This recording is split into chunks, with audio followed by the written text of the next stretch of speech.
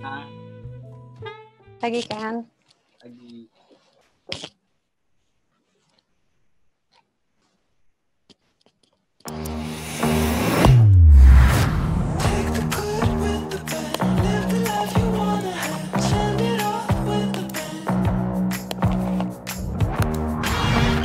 It's looking really good.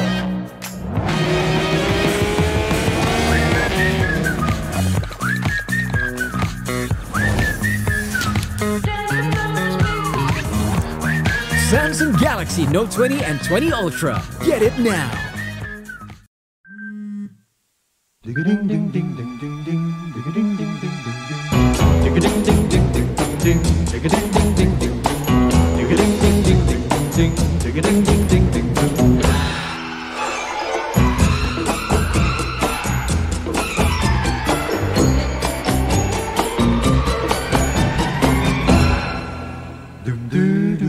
Ding ding ding.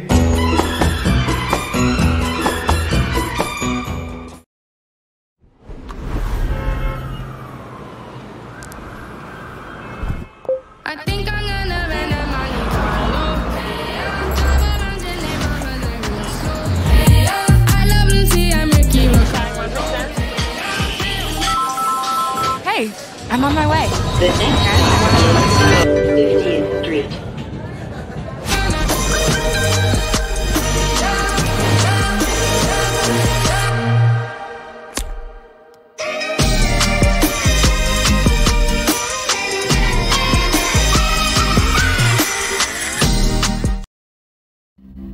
This is no ordinary innovation. This is the power to work and play. Enhanced with Galaxy Note 20 Ultra, Galaxy Watch 3, and Galaxy Buds Live. And it's all at the tip of your fingers. Just tap and sync. Flip open the advanced world of Galaxy Buds Live, where deep sound flows seamlessly. A design that's unheard of offers an ergonomic fit for less fatigue and lasts for hours. Now with active noise cancellation technology and 3 mics, you can control what you hear. Morning, team. Can you all see the PowerPoint? Be it for work or play. A flawless connection to Galaxy Note 20 Ultra elevates your entire sound experience in a truly immersive way. Even when shooting videos, you'll be able to pick up voice clearly. You'll never miss a beat. And speaking of beats, you can track yours. You can measure it and use the data to improve your health.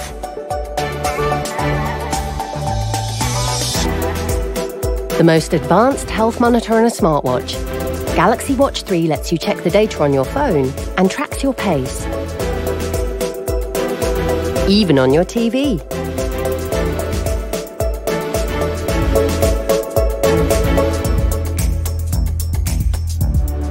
And here is something more. Galaxy Watch 3 is devised to watch over your work management as well.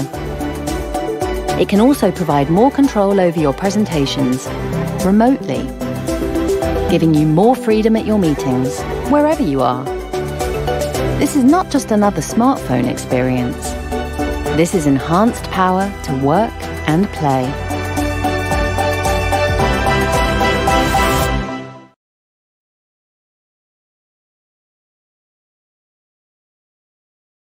Di Samsung Emera Media Power Breakfast, senang sekali saya Iwat Ramadan bisa berjumpa dengan semua teman-teman dan juga tamu undangan yang sudah hadir pada pagi hari ini. Saya adalah Head of Business Growth dari Emera Media. Terima kasih banyak untuk kehadirannya. Mungkin sebelum kita memulai, saya akan bercerita sedikit soal Emera Media. Kami adalah media company yang membawahi 11 brand media, radio, publisher, dan juga digital, Hard Rock FM Group, iRadio Network, Trax FM Group, Cosmopolitan FM, Brava Radio, Harper's Bazaar Indonesia, Her World Indonesia, Cosmopolitan Indonesia, Mother and Baby, serta Kasa dan juga Parent Talk. Pagi hari ini seharusnya acara Power Breakfast biasanya kita adakan secara langsung. Ini adalah sebuah acara yang memang kami buat tidak hanya untuk networking, tapi juga untuk sekaligus membahas hal-hal yang sedang terjadi pada saat ini, kemudian mencari insight, dan mudah-mudahan juga bisa menjadi sebuah solusi untuk pertanyaan-pertanyaan yang mungkin juga terlintas di kepala kita. Dan pagi hari ini, acara spesial ini dihadiri oleh pribadi-pribadi powerful yang sudah kami pilih dengan sangat seksama. Dan pastinya acara hari ini juga didukung dengan sangat luar biasa oleh Samsung Galaxy Note 20 Ultra. Terima kasih banyak untuk our host juga pada pagi hari ini, tentunya our editor-in-chief. Namun sebelum kita memulai acara pada pagi hari ini, terlebih dahulu kita akan saksikan bersama-sama welcome speech yang akan disampaikan oleh Ibu Miranda Waroka, IM Marketing Director Samsung Electronics Indonesia. Selamat pagi, selamat datang di Power Breakfast dengan saya Miranda Waroka sebagai IM Marketing Director Samsung Indonesia. Saya ingin mengucapkan terima kasih kepada Emera Media dan kepada seluruh editor-in-chief yang datang di acara Power Breakfast pagi ini. Selamat datang juga kepada para hadirin yang sudah menempatkan waktunya untuk dapat bergabung bersama Samsung di acara Power Breakfast pagi ini. Inovasi dari Samsung selalu menghadirkan teknologi dan fitur yang mendukung konsumen untuk selalu meningkatkan produktivitasnya. Smartphone yang paling powerful, Galaxy Note 20 dan Note 20 Ultra, kini hadir dengan kinerja yang optimal untuk mendukung power to work dan power to play. Teknologi dari Samsung diperuntukkan untuk para life maximizer, teknologi yang dapat menunjang power to work dan power to play, terutama pada saat work from home yang kita jalani saat ini. Untuk mendukung produktivitas konsumen, kami menghadirkan rangkaian produk yang saling terintegrasi dalam Galaxy Ecosystem. Yang pertama adalah Galaxy Buds Live, earpiece yang dirancang dengan warna bronze, glossy dengan desain ikonik seperti perhiasan. Smartwatch dengan 3 pilihan warna yang timeless. Your healthy management is in your hand. Dengan semua keunggulan produk Samsung yang hadir bersama ekosistem yang lengkap, kami ingin membuat konsumen Indonesia menjadi powerful dalam semua aspek kehidupannya. Menjaga penampilan dan terlihat outstanding. Terus memiliki hidup yang berkualitas dan sehat. You will be smart, cool, productive, and healthy in your own way. So, terima kasih semua. Please enjoy the rest of Power Breakfast. Aku kembalikan kepada Mas Iwet Ramadan dan para host. Sampai bertemu di event Samsung selanjutnya. Terima kasih banyak Mbak Miranda. Aduh, saya nggak sabar sekali sebenarnya untuk bisa ketemu secara langsung. Cuma pandemi ini sepertinya masih memisahkan kita. Cuma untungnya ada Samsung yang menjaga semua hal ini supaya terjadi ekosistemnya dengan sangat terintegrasi. Mulai dari powerful Note 20 Ultra, kemudian juga Samsung Galaxy Active Watch sampai ke earbuds-nya, dan kemudian juga mungkin Samsung Galaxy Tab. Semua terintegrasi membuat sepertinya kehidupan online kita jadi lebih mudah saat ini. Satu hal mungkin yang perlu kita garis bawahi pada acara pagi hari ini saya mulai terlalu serius kayaknya ya, tapi nggak apa-apa lah. Karena sebenarnya ini banyak sekali pertanyaan yang ada di kepala kita. Dan kemudian juga kalau kita lihat kondisi negara kita mungkin di dunia, tidak hanya di Indonesia, itu masih dalam keadaan yang sepertinya semuanya serba tidak jelas. Nah, pagi hari ini Power Breakfast akan mengangkat tema In the midst of every crisis lies great opportunities. Bagaimana kita menangkap peluang di saat krisis, mengandalkan ketajaman intuisi bisnis, kreativitas, kekuatan networking, or simply keberuntungan. Nah, pagi hari ini kita sudah pilih pribadi-pribadi yang sangat luar biasa, namun sebelumnya saya akan perkenalkan terlebih dahulu perempuan-perempuan hebat yang pastinya membuat Emera Media selalu berjaya, our editor-in-chief. Kita panggilkan bersama-sama editor-in-chief kita. Selamat pagi Mbak Ria Lirungan dari Harper's Bazaar Indonesia, Mbak Shantika Warman dari Her World Indonesia, pagi. Dan Felicia Tunggawan dari Cosmopolitan Indonesia. Hai, selamat pagi Mbak. Pagi, hai teman-teman semua, terima kasih udah hadir.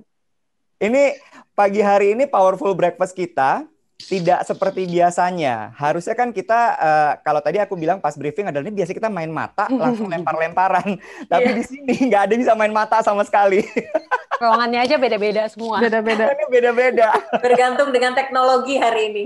Bergantung dengan teknologi, tapi nggak apa-apa. Kita coba untuk maksimalkan lah ya apa yang kita punya, tapi tetap bisa mendapatkan insight dan juga pastinya bisa mendapatkan solusi-solusi dari pertanyaan-pertanyaan selama ini. Mungkin aku akan sapa dulu tamu-tamu kita, boleh ya Mbak-mbak sekalian ya? Iya, silakan. Ya. Oke. Kalau kita bicara tadi soal pandemi yang memang serba tidak jelas dan kemudian bagaimana kita menangkap peluang-peluang yang ada di sekitar kita, saya merasa teman kuliah saya, ya perlu saya garis bawahi, kita hanya terjeda satu nomor urut saja. Didit Maulana sangat bisa melihat peluang yang terjadi dan dia berhasil membuat IKAT Indonesia tetap berada di posisi teratas. Selamat pagi Didit Maulana. Selamat pagi Iwet Hai, Dit. Ramadan nomor 85. 8586.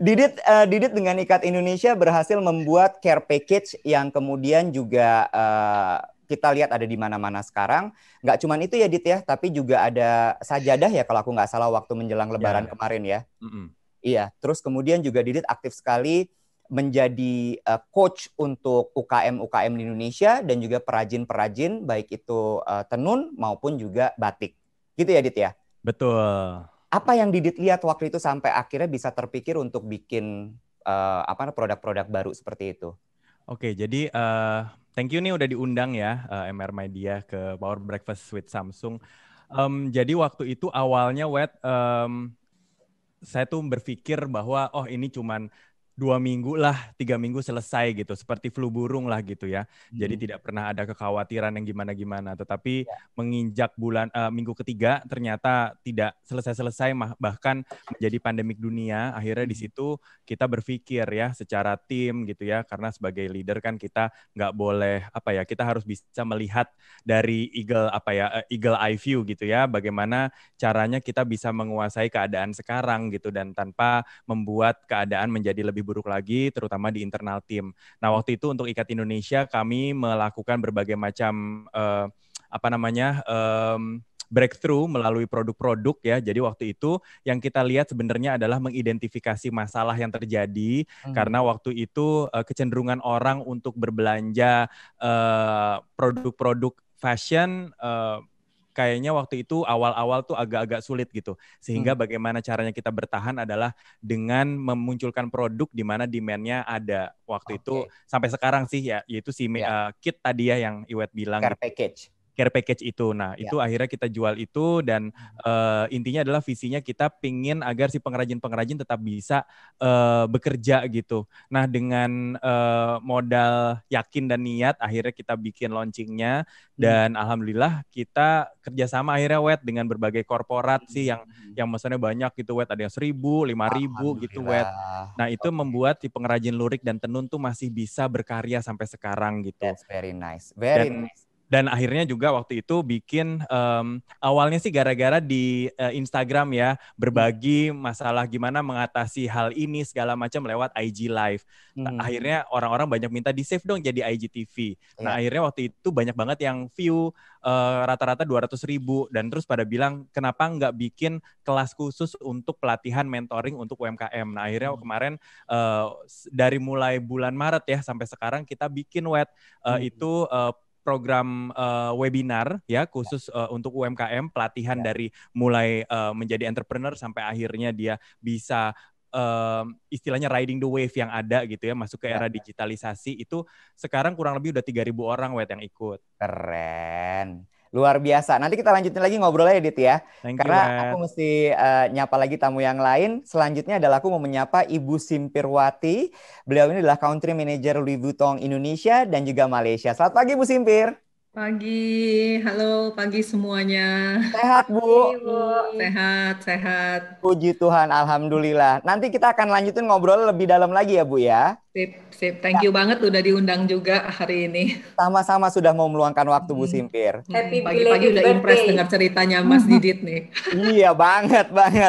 Oke, dan selanjutnya kita mau menyapa juga, ini adalah satu produk yang juga lagi digila-gilai sepertinya. Dan di masa pandemi ini memang kesehatan menjadi satu, bukan opsi ya, tapi adalah pilihan utama dalam hidup. Kita akan ngobrol juga dengan Sinta Nurfaiza dari Lemonilo. Selamat pagi Sinta. Halo Mas Iwat. Hai, apa kabar Sin? Baik Mas. Kamu di tengah pandemi juga banyak sekali launching produk baru kayaknya Lemonilo ya? Iya, betul sekali. Luar biasa banget. Oke, nanti akan kita lanjutkan lagi ngobrol-ngobrolnya. Terima kasih banyak untuk kehadirannya ya Sinta ya. Sama-sama. Siap. Dan selanjutnya ini juga nih, menurut saya kenapa kemarin kita dari MRA Media kemudian memilih ibu yang satu ini adalah karena di tengah-tengah pandemi seperti ini dia hebat sekali loh, mau membuka sebuah mall besar. Kita langsung sambut saja Jessa Setiabudi, Deputy GM Leasing Asta District 8. Selamat pagi Jess. Pagi semuanya. Hai, good morning. Morning, thank you so much. Aduh, I'm so honored ketemu senior-senior retail di Indonesia. Banyak muka-muka yang aku selalu angkat topi, media juga. Tapi ya, harus tetap semangat kita semua karena ada Sean juga, congratulations di depan muka kita persis kamu bukanya.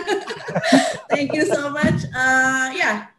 I'm very excited to be part of this powered breakfast. Thank you so much, Jess. Thank you. Dan kemudian juga, wah, yang ini nih satu lagi nih, ini juga hebat sekali. Mimpinya adalah membuat bagaimana warteg-warteg di Indonesia menjadi berdaya. Tapi yang juga sangat hebat sekali adalah persistence-nya untuk bisa membangun ekosistem warteg di Indonesia dan juga bagaimana dia mau empower mereka, akhirnya juga di grant funding baru-baru ini dari wahyu.com.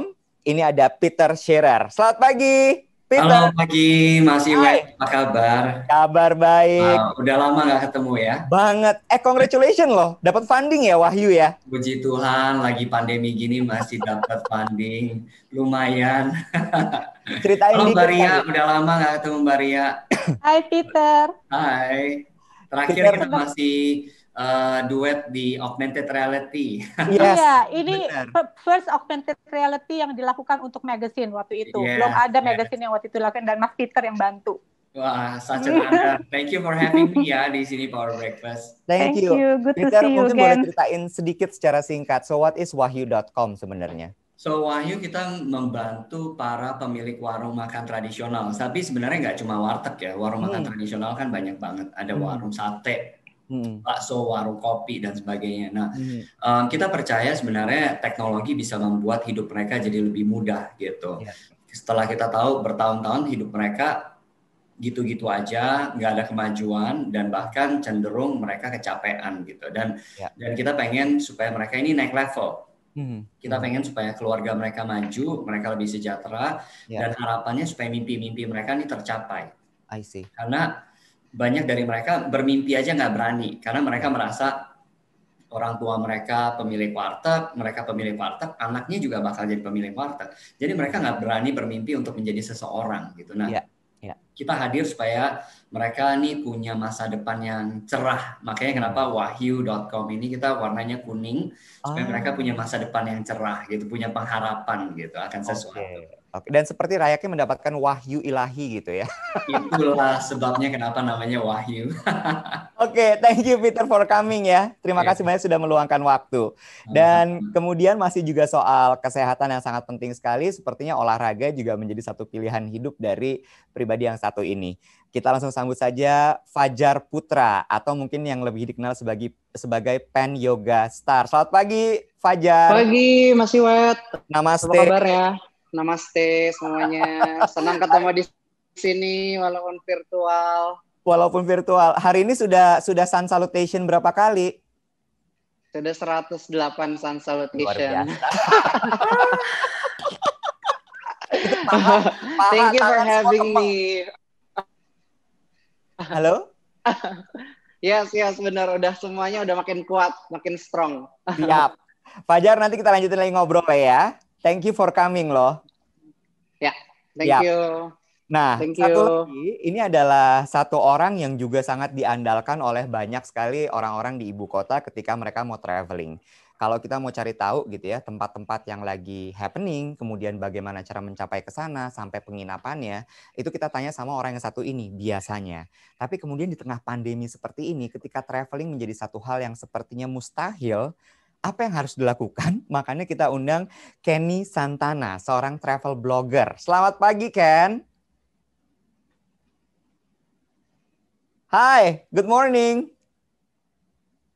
Wah, suaranya belum keluar, Kenny. Nah, Pagi-pagi, Wet. selamat pagi, Ken. Jadi udah berapa bulan di Indonesia nggak bisa pergi-pergi sama sekali? Terakhir traveling bulan Maret, berarti sekarang udah 7 bulan traveling keluar ya bulan Maret. Jadi benar-benar 7 bulan stay ini paling lama, nggak pernah keluar kemana-mana kecuali cuma staycation sama sempat ke Bandung sekali. Apa rasanya nggak pergi-pergi seperti itu? Gatal nggak sih? Philly kok ketawa, Phil? Kayak mimpi buruk. Sebenarnya kayak mimpi buruk yang nggak pernah kebayang sih sebenarnya. Kayak we take things for granted selama ini, mikir bisa traveling kapan aja, bisa jalan-jalan kapan aja. Tahu-tahu 7 bulan berlalu terus nggak bisa traveling. Tapi ada banyak hal juga sih yang gue dapet selama pandemik ini gitu loh. Jadi kayak ya udah ya ini kenyataannya begini, nggak bisa traveling, dan what should I do gitu loh, what should we do yang to stay alive, buat tetap waras tiap hari. Ya udah day by day aja sekarang tiap hari. Oke, jadi dijalanin aja lah udah ya, di-embrace dengan lapang dada gitu, bisa dibilang seperti itu. Iya, betul. Oke, Kenny, thank you for coming ya. Nanti kita lanjutin lagi ngobrolnya. Oke, kemudian yang berikutnya adalah nggak tahu dia ini aku nggak tahu nyebutnya ya, karena banyak sekali tampilannya kalau di sosial media itu personanya adalah satu, dia lagi mendirikan sebuah media juga sekarang ini, lalu kemudian dia juga rajin sekali sepedahan, lalu kemudian yang terakhir nih yang baru-baru saja dibuat olehnya adalah membuat Kentucky dalam versi yang quote unquote lebih sehat. Ini kayak disrupting atau menciptakan sesuatu yang baru. Kita langsung saja panggilkan Sean Gelael. Selamat pagi, Sean. Pagi, apa kabar semuanya? Terima kasih. Wah, gila. Jadi Kentucky sekarang ada versi sehatnya atau gimana sebenarnya, Sean? Yang lebih sehat lah. Bukan. Lebih sehat. Oke. Itu urusannya udah beres kemarin, Sean. Udah. Jadi kita udah bisa makan lagi di situ? Udah. Oh, ini udah di sana ya? Malam ya. Oh, nice. Yeah. Oke, alright. Nanti kita lanjut ngobrol lagi ya, Sean ya. Thank you for coming. Sama. Oke, nah next-nya ini adalah sebenarnya yang juga saya udah tunggu-tunggu untuk bisa ngobrol dengan beliau. Karena apapun yang terjadi di Indonesia, terus kemudian bagaimana kita membuat berbagai macam perubahan, kalau tidak dibantu oleh pemerintah tentunya ini semua tidak akan bisa terjadi gitu. Nah, pagi hari ini kita juga mengundang dari Kementerian Keuangan Republik Indonesia, Bapak Justinus Prastowo, staf khusus Kementerian Keuangan Republik Indonesia. Selamat pagi, Pak Justinus. Selamat pagi, Mas Iwet. Pak, terima kasih banyak sudah menyempatkan waktu untuk datang ya, Pak. Sama-sama, saya senang bisa ngobrol dengan teman-teman semuanya. Sudah kebayang ya, Pak, profil-profil yang akan ngobrol sama kita pagi hari ini? Semua luar biasa. Iya, dan pastinya udah kebayang juga pertanyaan-pertanyaan akan ditanyakan oleh mereka dong, Pak? Iya. Udah. Pak, tapi sebelum kita mulai, mungkin dikasih gambaran secara garis besar dulu, Pak. Kondisi Indonesia saat ini tuh sebenarnya seperti apa, Pak?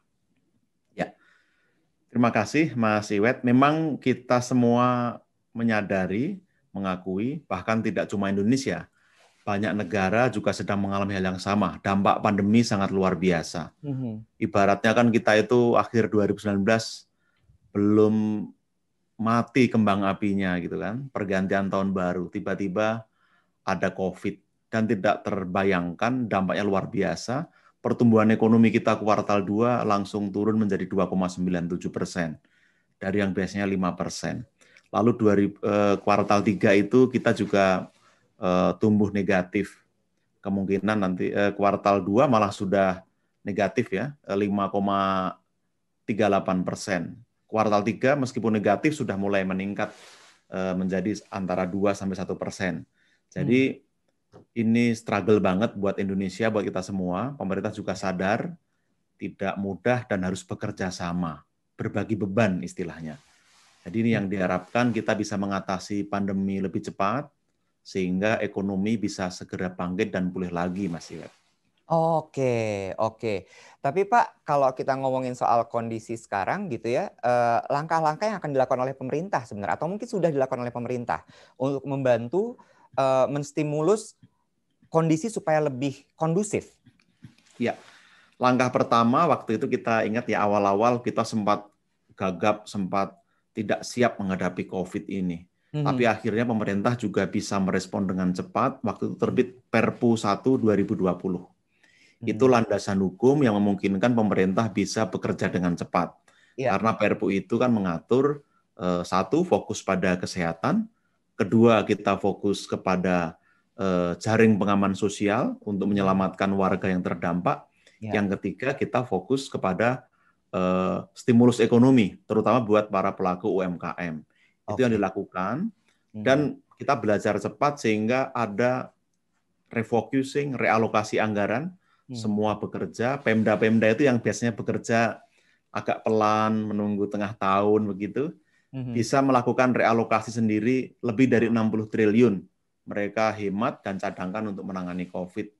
Lalu yang luar biasa juga, pemerintah pusat bisa mengalokasikan 4,2% dari PDB, itu sekitar 695 triliun untuk biaya penanganan pandemi ini, mulai kesehatan, PDB itu ya, maaf Pak, PDB korporasi. Ya. PDB itu adalah pendapatan produk daerah domestik bruto, itu domestik. kue ekonomi kita begitu. Oke, siap. Jadi konsentrasi pemerintah adalah memang sekarang pada saat ini adalah memang untuk pemulihan ekonomi dan juga pemulihan COVID-nya, gitu ya Pak ya, kurang lebih ya. Betul, kita lakukan beriringan. Meskipun kesehatan prioritas, tapi tidak mungkin kita ini mengabaikan ekonomi.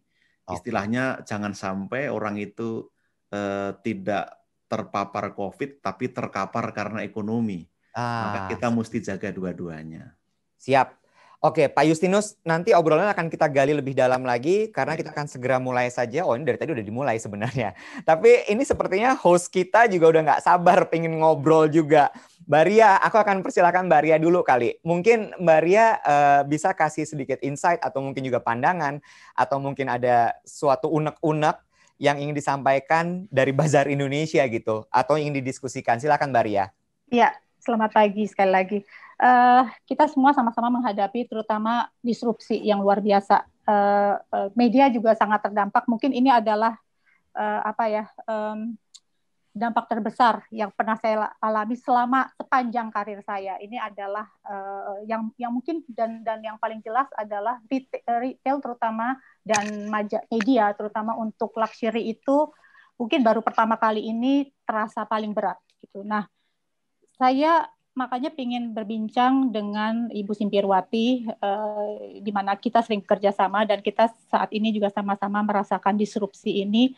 Dan saya ingin tahu sih sebenarnya kita semua sama-sama belajar, dan makanya kenapa topik ini kita angkat, karena kita bisa belajar banyak. Dan sebenarnya kalau kayak media, kita bahkan bisa mendapatkan blessing dari ini. Jadi kalau kita mau lihat positif, perkembangan digital Hafiz Bazar itu malah meningkat di saat ini. Nah, saya juga percaya bahwa kita sama-sama semua belajar dan kita bisa mengambil hikmah dari era ini. Saya pengen tahu, makanya saya pengen tanya sama Ibu Simpirwati, sebenarnya what have you learned from this pandemic, dan from your perspective gimana sih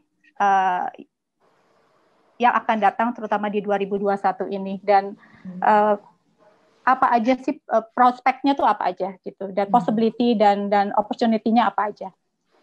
Oke. Thank you Ria, sekali lagi selamat pagi semuanya, senang banget bisa gabung hari ini ya. Mungkin kayak tadi yang mungkin sudah disebutkan oleh para partisipan juga ya, kayaknya kita semua ke-distract banget gitu waktu bulan Maret kemarin, tiba-tiba dari sisi retail kita mesti tutup toko dan kita cuma dikasih waktu kayaknya kurang dari 1 minggu gitu, kita mesti tutup toko gitu. Dan buat kita, I think our first priority waktu itu adalah bagaimana kita bisa make sure karyawan kita semua tetap tenang, terus mereka berasa juga everything will akan berjalan, maksudnya tenang kalau perusahaan akan tetap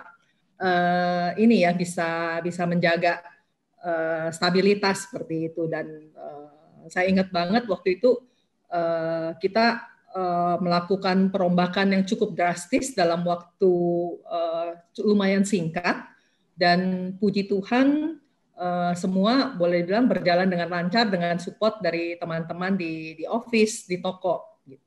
Dan selama 7 bulan terakhir ini ya kayaknya kalau dari saya pribadi, saya bilang kita udah lagi move on nih, udah nggak lagi ngomongin survival lagi, tapi sekarang udah lagi ngomongin gimana ya supaya kita bisa perform.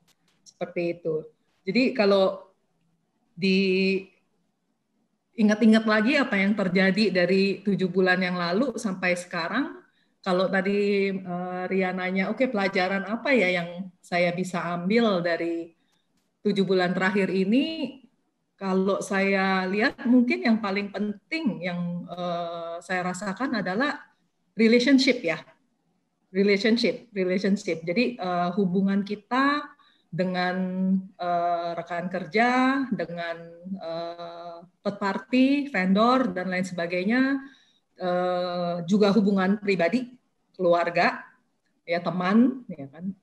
Buat saya itu benar-benar pelajaran yang saya ambil banget, karena tanpa adanya relationship, kok kayaknya kita berasa sendirian gitu. Dan karena dengan adanya relationship yang mungkin yang kita udah bangun dari dulu, ya kan. Mungkin kalau nggak ada pandemi kita nggak gitu berasa gitu ya. Tapi begitu ada pandemi kayaknya wow gitu ya. Gimana caranya kita bisa menggalang teman-teman di kantor, di toko, ayo kita mesti tutup toko nih 2 hari lagi ya kan, kita mesti planning operation toko mesti dirubah total, kita punya call center mesti langsung di set up untuk call center dari rumah ya kan dalam waktu dekat gitu. Jadi kayaknya dengan adanya relationship yang kita udah bina dan kita terus bina, itu yang membantu kita untuk bisa survive dalam 7 bulan terakhir ini gitu.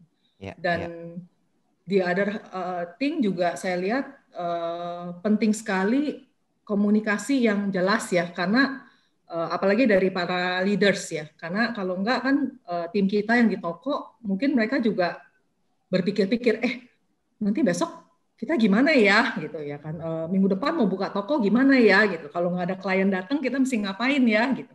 Ya kan? Jadi kayaknya komunikasi mesti jelas, mesti open, dan yang saya pelajarin juga kadang-kadang it's okay to be vulnerable gitu, karena kadang-kadang kita juga bisa merasa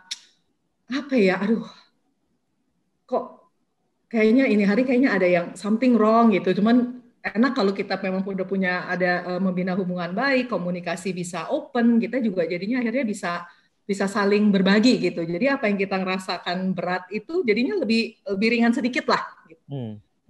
Dan hal terakhir yang juga yang saya banyak rasakan pelajarannya dalam 7 bulan terakhir ini adalah kayaknya pandemi ini dengan kita di rumah secara nggak langsung ada kebiasaan-kebiasaan baru, habit-habit baru yang saya mulai jalankan, dan saya rasa itu membantu untuk memotivasi diri saya sendiri, membantu saya memotivasi tim saya supaya kita bisa lebih resilient lah gitu di situ. Dan saya percaya kalau good habit itu akan bring out the best of everyone gitu. Jadi ya mungkin itu ya tiga hal yang saya rasa benar-benar pelajaran saya. Is a simple thing ya kan, tapi kok kayaknya berasa banget gitu loh selama pandemi ini. Relationship, having a good communication dengan semua pihak, open komunikasi, dan juga melakukan kebiasaan baru consistently lah gitu di saat-saat ini. Very nice. Terima kasih Simpir. Ya.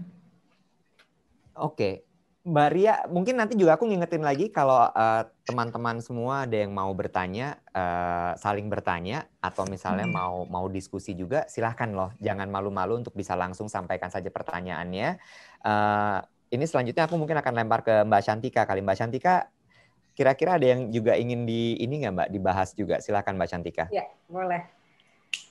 Saya take notes banget apa yang disampaikan oleh Bu Simpir tadi. Terima kasih Bu atas sharingnya, bahwa kita perlu punya relationship yang bagus, komunikasi yang terbuka, dan good habit itu nggak pernah bohong ya Bu ya, pasti akan menghasilkan sesuatu yang bagus. Setuju banget Bu Simpir.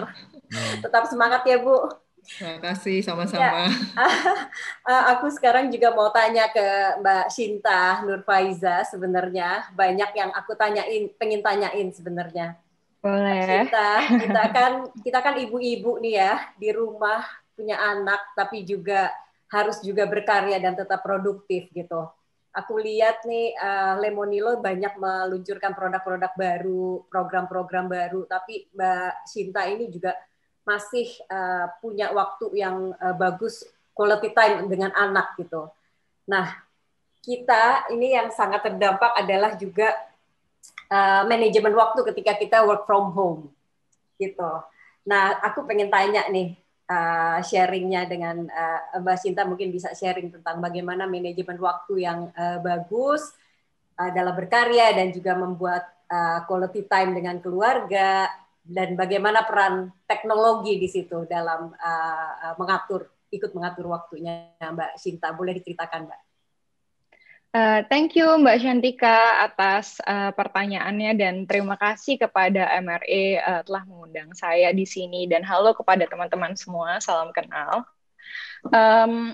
Teknologi, bagaimana teknologi membantu saya dalam balancing ya, dalam apa ya, ada work-life balance mungkin ya.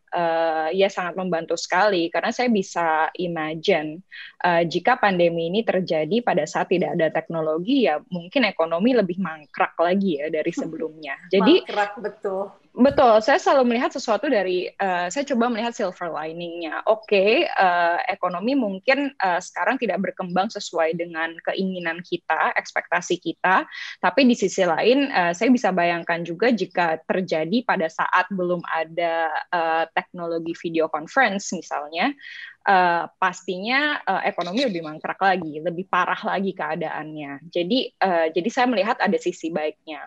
Tapi mungkin sisi yang kurang baiknya adalah saya rasa semua di sini juga merasakan bahwa manajemen waktu itu sangat-sangat sulit ya. Jujur, bagi saya juga sulit awal-awal pandemi ini. Kebetulan kami di Lemonilo ada di industri yang cukup beruntung ya mungkin, karena kami merasakan significant growth. Kenapa? Ya mungkin kalau dulu kita itu melakukan edukasi untuk melakukan hidup sehat sangat-sangat berat gitu. Jadi nggak semua orang merasa hidup sehat itu sesuatu yang penting. Tapi kemudian dengan adanya pandemi ini justru semua orang all eyes on the healthy lifestyle. We want to be healthier gitu for our body. Dan that's why makanya kita melihat bahwa kita sangat beruntung, justru saat ini kita belum pernah let go satu orang pun employment, malah kita hiring a lot of people. Our employment saat ini mungkin kayak kita dari pandemi sampai sekarang mungkin saya ada kali tambah sekitar 80-90 orang. Wow. Dan efeknya apa? Efeknya jadi pastinya lebih sibuk. Waktu itu saya juga sempat ingetin ke asisten saya, ini kok bikin Zoom meeting dari jam 8 pagi sampai jam 6 sore nggak ada waktu ke toilet ya. Jadi nggak ada waktu ke toilet. Ya, saya bilang, tolong dong kasih saya waktu ke toilet, karena kalender saya kan dibuka buat semua orang. Jadi semua orang ngelihat kalender, oh kalender Mbak Shinta kosong nih, dimasukin aja.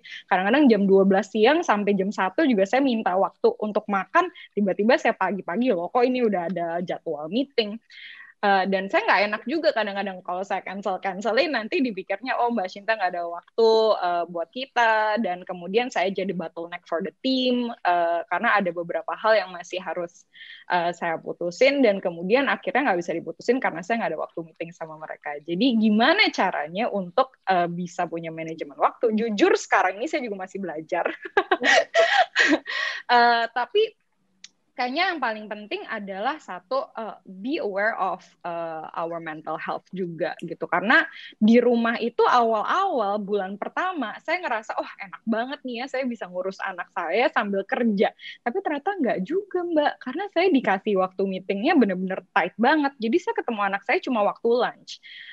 Tapi kemudian saya pikir oh bagus juga, tapi saya masih bisa kerja di depan dia ya, jadi ya dibilang nggak bisa ngelihat dia, nggak juga. Jadi semuanya harus kita syukuri lah. Masih ada harus bersyukurnya bahwa kita jadi punya waktu lebih dekat dengan keluarga. Selama kita masih ada pekerjaan dan masih bisa berkontribusi ke orang lain, saya juga selalu merasa bahwa kalau kadang-kadang saya bangun tidur tuh saya berpikir, aduh gila hari ini panjang sekali ya, nggak ada toilet breaknya. Tapi kemudian saya pikir, aduh udah untung Tuhan masih kasih saya pekerjaan, masih kasih saya masih kasih saya kesempatan untuk berkontribusi. Masih untung Lemonilo bisa hire a lot of people di saat kemarin ada beberapa startups juga yang tutup, dan kemudian langsung HR kami menghubungi berbagai macam orang yang dikeluarkan. Jadi saya masih banyak bersyukur, dan salah satunya cara memanfaatkan teknologinya, kita sekarang juga membuka untuk employee kami expand the insurance quality, including mental health, memungkinkan mereka juga untuk konseling ya dengan psikiater atau konseling dengan psikolog supaya nggak terlalu stres, kira-kira begitu. Wah, hebat. Sebelumnya nggak ada ya program konseling ini?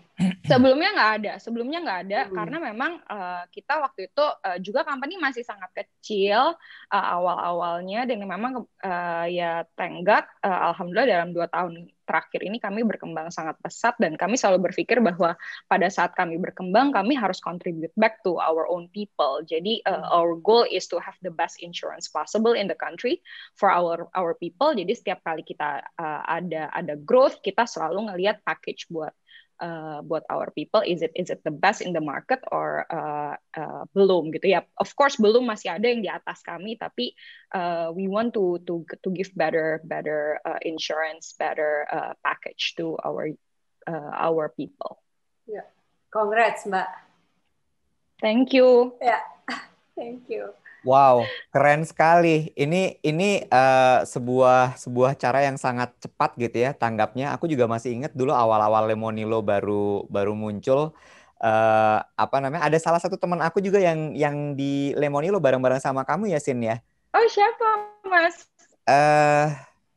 Siapa? Joe. Oh, Joe is my co-founder. Yes, bener, dia cerita gila itu resilient banget. Emang beda Mbak Ria, Mbak Shantika, mau Vili sama kita. Kalau udah ngomongin soal startup itu mereka bener-bener gila banget fighting spiritnya ya, sama kayak Peter lah ya. Gerasa-gerusunya tuh kerasa banget gitu, tapi hebat sekali. Oke, Vili ada pertanyaan lagi nggak? Ada yang mau di ini nggak, Phil? Dibahas nggak, Phil? Tadi sesuai dengan yang Mbak Sinta juga sempat sounding ya, sempat mention tentang mental health gitu.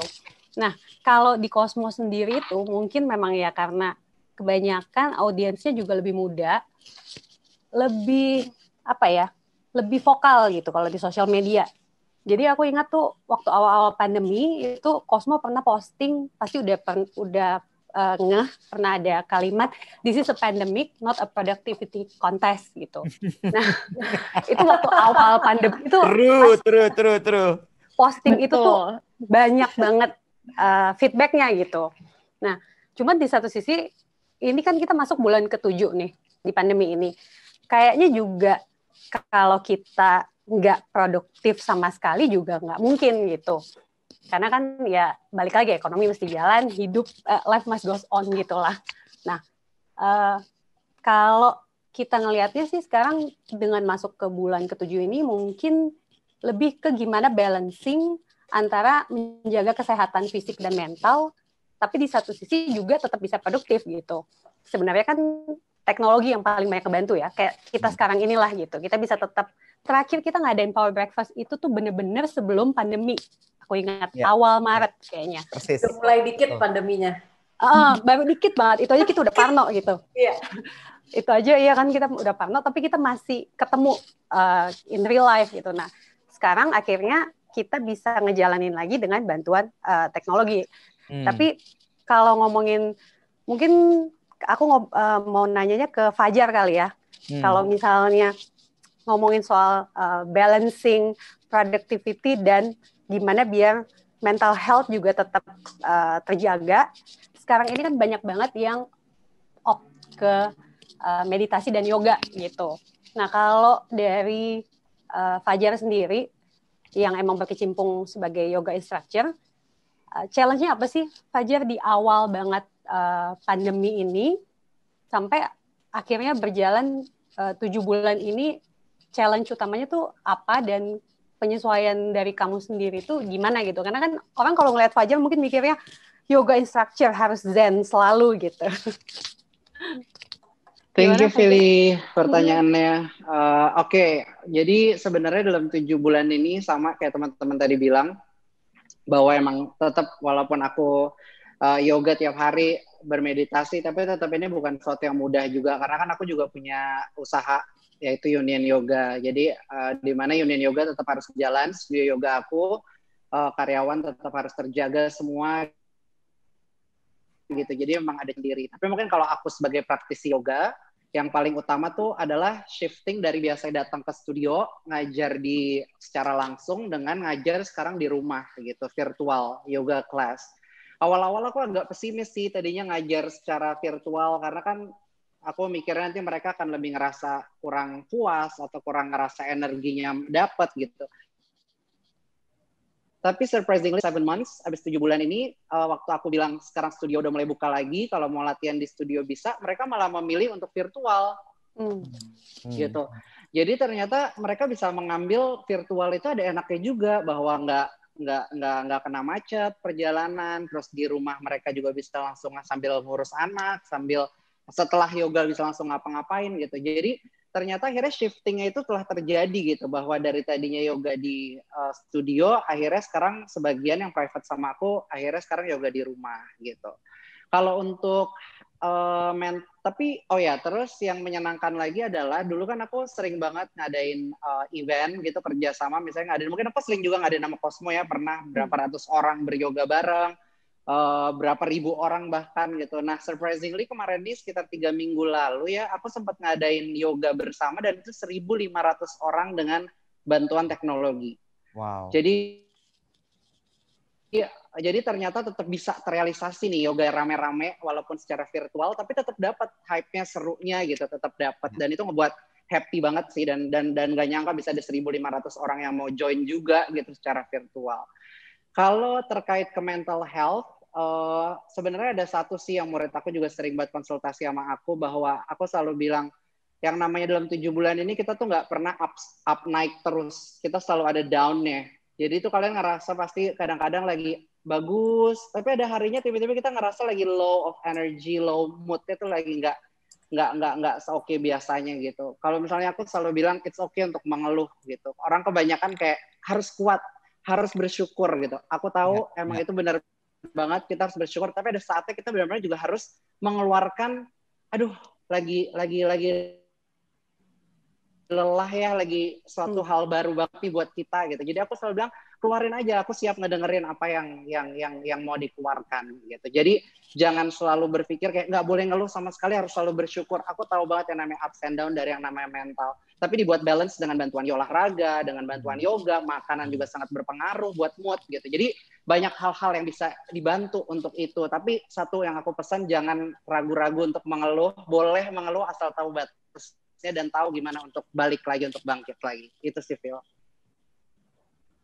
Setuju. Jadi jangan sampai toxic positivity juga gitu ya. Betul, itu dia. Phil. It's okay not to be okay. It's okay. Nah, Setuju banget. Lagi. Ini aku juga penasaran sebenarnya sama Sean sama Jessa, yang di saat pandemi seperti ini justru mereka membuka sesuatu yang besar. Maksud aku gini ya, pandemi ini rasanya tuh kalau dalam bisnis adalah lo bisa survive itu bagus banget gitu. Ini membuka sesuatu yang baru. Sesuatu yang baru itu kan artinya ada injection dana, lalu kemudian harus bikin marketing plan. Apalagi Jessa sama Sean ini bisnisnya adalah yang mengharuskan orang datang gitu. Apalagi Jessa. Sementara kondisinya masih banyak banget orang parno. Apalagi di segmen menengah atas gitu ya. Menengah atas tuh mungkin Mbak Simpir juga tahu sekali gimana orang-orang itu, enggak deh, mendingan aku WhatsApp aja, tolong fotoin barang yang mana, ntar kirim ke rumahku, aku bayar gitu kan. Nah ini buka toko, buka mall, itu rasanya kayak apa sih? Iya, salut banget sih ya. Itu gimana Jess? Buka mall loh Jess, Are you sure? Tunggu, first thing first, I'm glad semua yang di sini tadi ngebahas soal mental. Gue pikir selama ini yang mau gila gue doang. Semuanya mau gila. Semua kok, Jess. Santai. You are not alone. Kalau yang follow di private account aku ngomongnya udah gila. Karena ya itu biasa sibuk, tiba-tiba kemarin PSBB, tiba-tiba mau buka mall nggak boleh buka, terus habis itu mau gila aja rasanya ya kan ya Wat ya, you know me so well.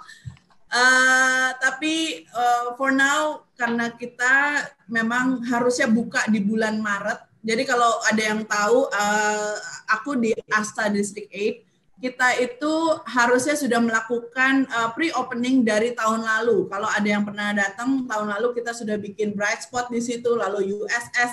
Sebenarnya itu road to our opening, which is we were supposed to open in March. Tapi ternyata di awal Februari adalah gonjang-ganjing ini dan kita terpaksa menunda itu semua. Jadi kalau ditanya gimana rasanya mau gila, rasanya udah nggak tahu mau ngapain. Tapi one thing for sure, for now, we have no option untuk move on, to continue. Of course, we have to embrace the newness. Karena mau nggak mau, kalau kita berhenti pada saat ini dengan segala ketidakjelasan ini, we're not going anywhere. Jadi one thing for sure dari pihak kita, I'm pretty sure with all the retailers dengan developers juga menjaga sekali dengan sistem protokol yang sangat baik, karena kita tujuannya cuma satu, kita ingin mengembalikan keadaan ekonomi yang lebih baik, bukan untuk kepentingan pribadi masing-masing, tapi lebih secara keseluruhan. Karena kalau kita tidak mulai dengan protokol yang dengan lebih baik, kita we're not going anywhere. Jadi kalau ditanya mau nggak mau harus buka, yes. Kita mungkin tidak di titik ideal kalau buka mall baru dengan 70% occupancy enggak. Itu udah mimpi semuanya sekarang. Tapi I'm glad dengan keadaan pandemi sekarang ini, ternyata nih, this is one thing yang I'm so proud of. Banyak sekali local brand yang ternyata kuat, yang ternyata punya potensi besar. And this is something that we want to embrace juga.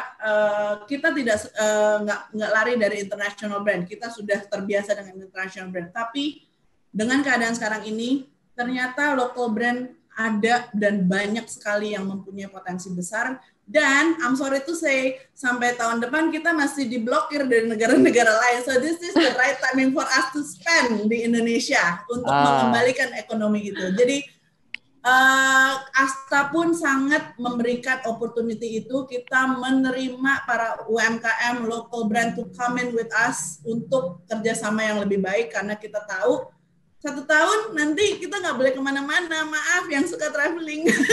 Kalau aku mah anak Jakarta banget, nggak traveling nggak apa-apa. Gimana nih Ken, gimana? Oke, jadi di-embrace aja gitu ya, mau nggak mau harus Yes, we have to embrace the newness sekarang ini, karena mau tidak mau, we just have to do it, karena kita tidak punya pilihan selain untuk moving on with the current situation right now. Oke. Tapi aku baru balikan kemarin dari break sebentar ya, karena ya itu tadi gue tidur with my mental health. Jadi aku break kemarin sebentar. Ternyata Jakarta itu sangat disiplin loh, setelah melihat-lihat ke beberapa tempat. Kalau aku suruh traveling lagi sih sebenarnya jujur aku belum berani lagi kayaknya sekarang, karena ternyata baru di Jakarta yang benar-benar jagain protokol itu ternyata. Oke, alright. Nah sekarang ke Sean, makanan lagi Sean yang dibuka. Iya, sebenarnya kita juga posisinya mirip banget sama Jess ya. Emang juga kita di depannya Jess sih ya, jadi sering-sering halo-halo juga. Tapi ya, sebenarnya untuk KFC sendiri, untuk konsep Naughty by Nature ini memang udah in the thought process for around 2 years. Sebenarnya thought process itu dari sejak bapak saya masuk sebagai pengganti opa saya, memang kita juga mau mengencar ke market-market berbeda. Kan market yang sekarang juga Naughty by Nature itu lebih ke atas dan juga market ke lebih safe. Jadi ya ada beberapa juga kalau kalian bisa lihat ada semacam KFC box yang kita bisa lihat di Stasiun Gambir dan lain-lain, dan juga salah satu proyek besar yang kita mau buat adalah bagaimana sih kalau kita buat KFC itu bukan hanya, karena kan di sini KFC itu tetap bukan cepat saji aja ya, tapi semacam apalagi kalau di daerah-daerah a destination point for families to have lunch or dinner, right? So how do we attract that to also like people a bit middle to upper class, you know? How do we sell the experience of having a really nice meal that you love with a higher price or with a good ambience or a good atmosphere? So this was something that we thought about. Jadi makanya kita akhirnya buat konsep ini, dan similar both to Jasa, ya akhirnya udah di thought process ini semua. Dan akhirnya the pandemic strikes, ya kan. You know, there's a lot of projects yang dari PT Fast Food Indonesia seperti Naughty by Nature, seperti Taco Bell, insya Allah bentar lagi keluar. Wow. Dan beberapa hal lain yang Taco Bell langsung. Wow. Oke. Menarik. Kalian ya di sebelah sananya sama Montis lewat lagi dikit lah. Ya, jadi hopefully when all this was planned, everything was already tinggal di-execute, dan akhirnya pandemic strike this year, right? So a lot of big projects that are kind of on hold, and gimana nih kita adaptasinya. Ya yang pastinya kota-kota besar awalnya kan Jakarta itu banyak yang harus kita beradaptasi ya, mall-mall tutup, PSBB semua, yang buat kantor pusatnya ini kan susah generate cash, right? So basically our main priority was to just get cash flow, staying positive in store level, and then try to figure out from there. Sama juga sebenarnya di restoran ini kita juga nggak bisa undur terus, karena sebenarnya kan dari Juli sebenarnya kita udah siap. Nah, jadi kan kita undur, PSBB lagi, pas udah kendoran dikit, kita udah mau pikiran mau buka, akhirnya PSBB lagi. Jadi ya, in a way, it's also a good time to start for soft opening because it's such a brand new concept, right?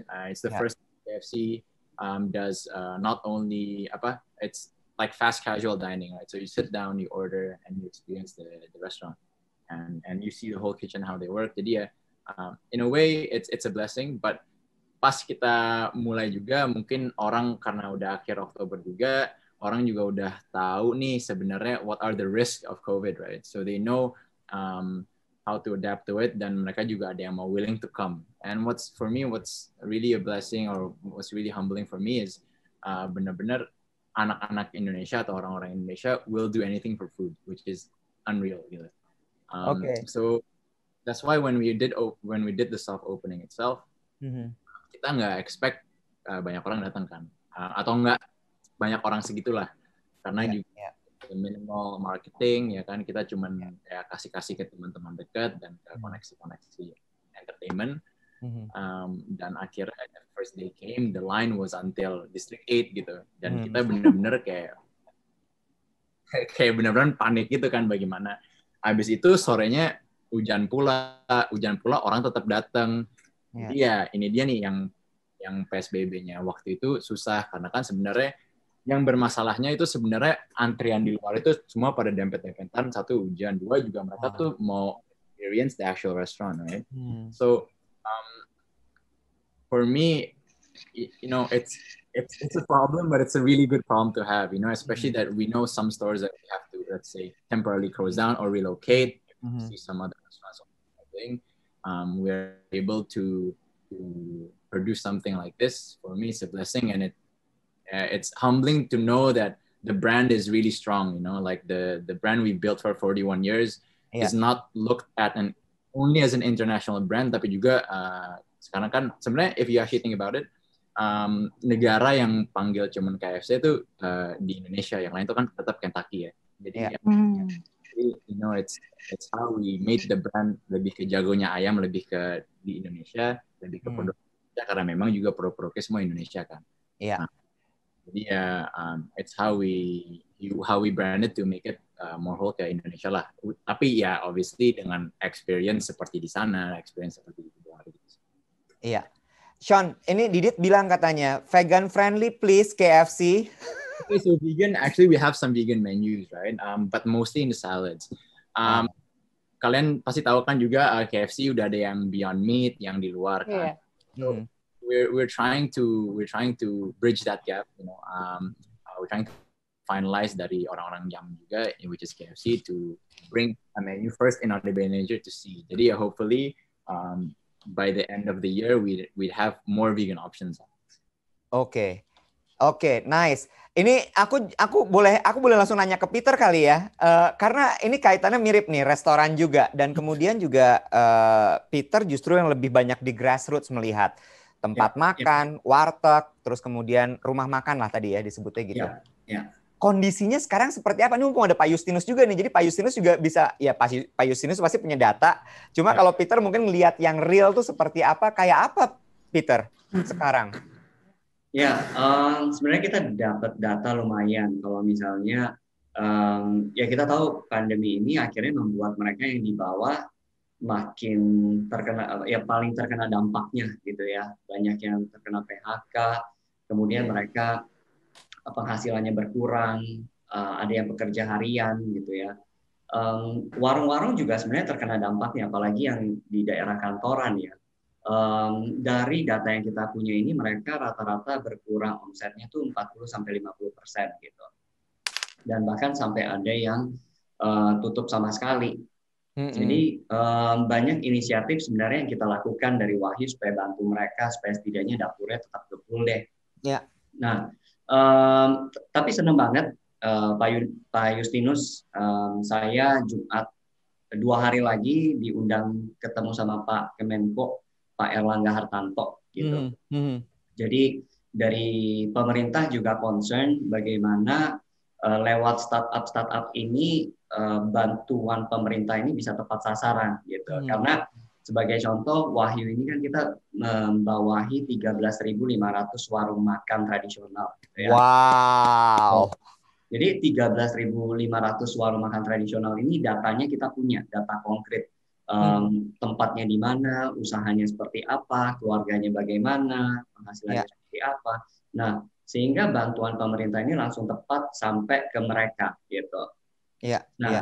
Di Jumat nanti saya akan presentasi bagaimana bantuan pemerintah ini kita bisa benar-benar bisa menggerakkan ekonomi, mulai dari supplier, pedagang pasar sampai ke UKM rumahan sebenarnya gitu. Jadi harapannya bantuan pemerintah ini nggak sia-sia, tapi sebaliknya bisa menggerakkan ekonomi yang di bawah dulu nih gitu, karena yang mereka paling terkena dampaknya. Oke, Pak Justinus mau menanggapi nggak Pak kira-kira Pak? Ini menarik nih, Mas Peter punya datanya 13.500 warung makan di Indonesia. Ya, terima kasih Mas Peter, ini menarik.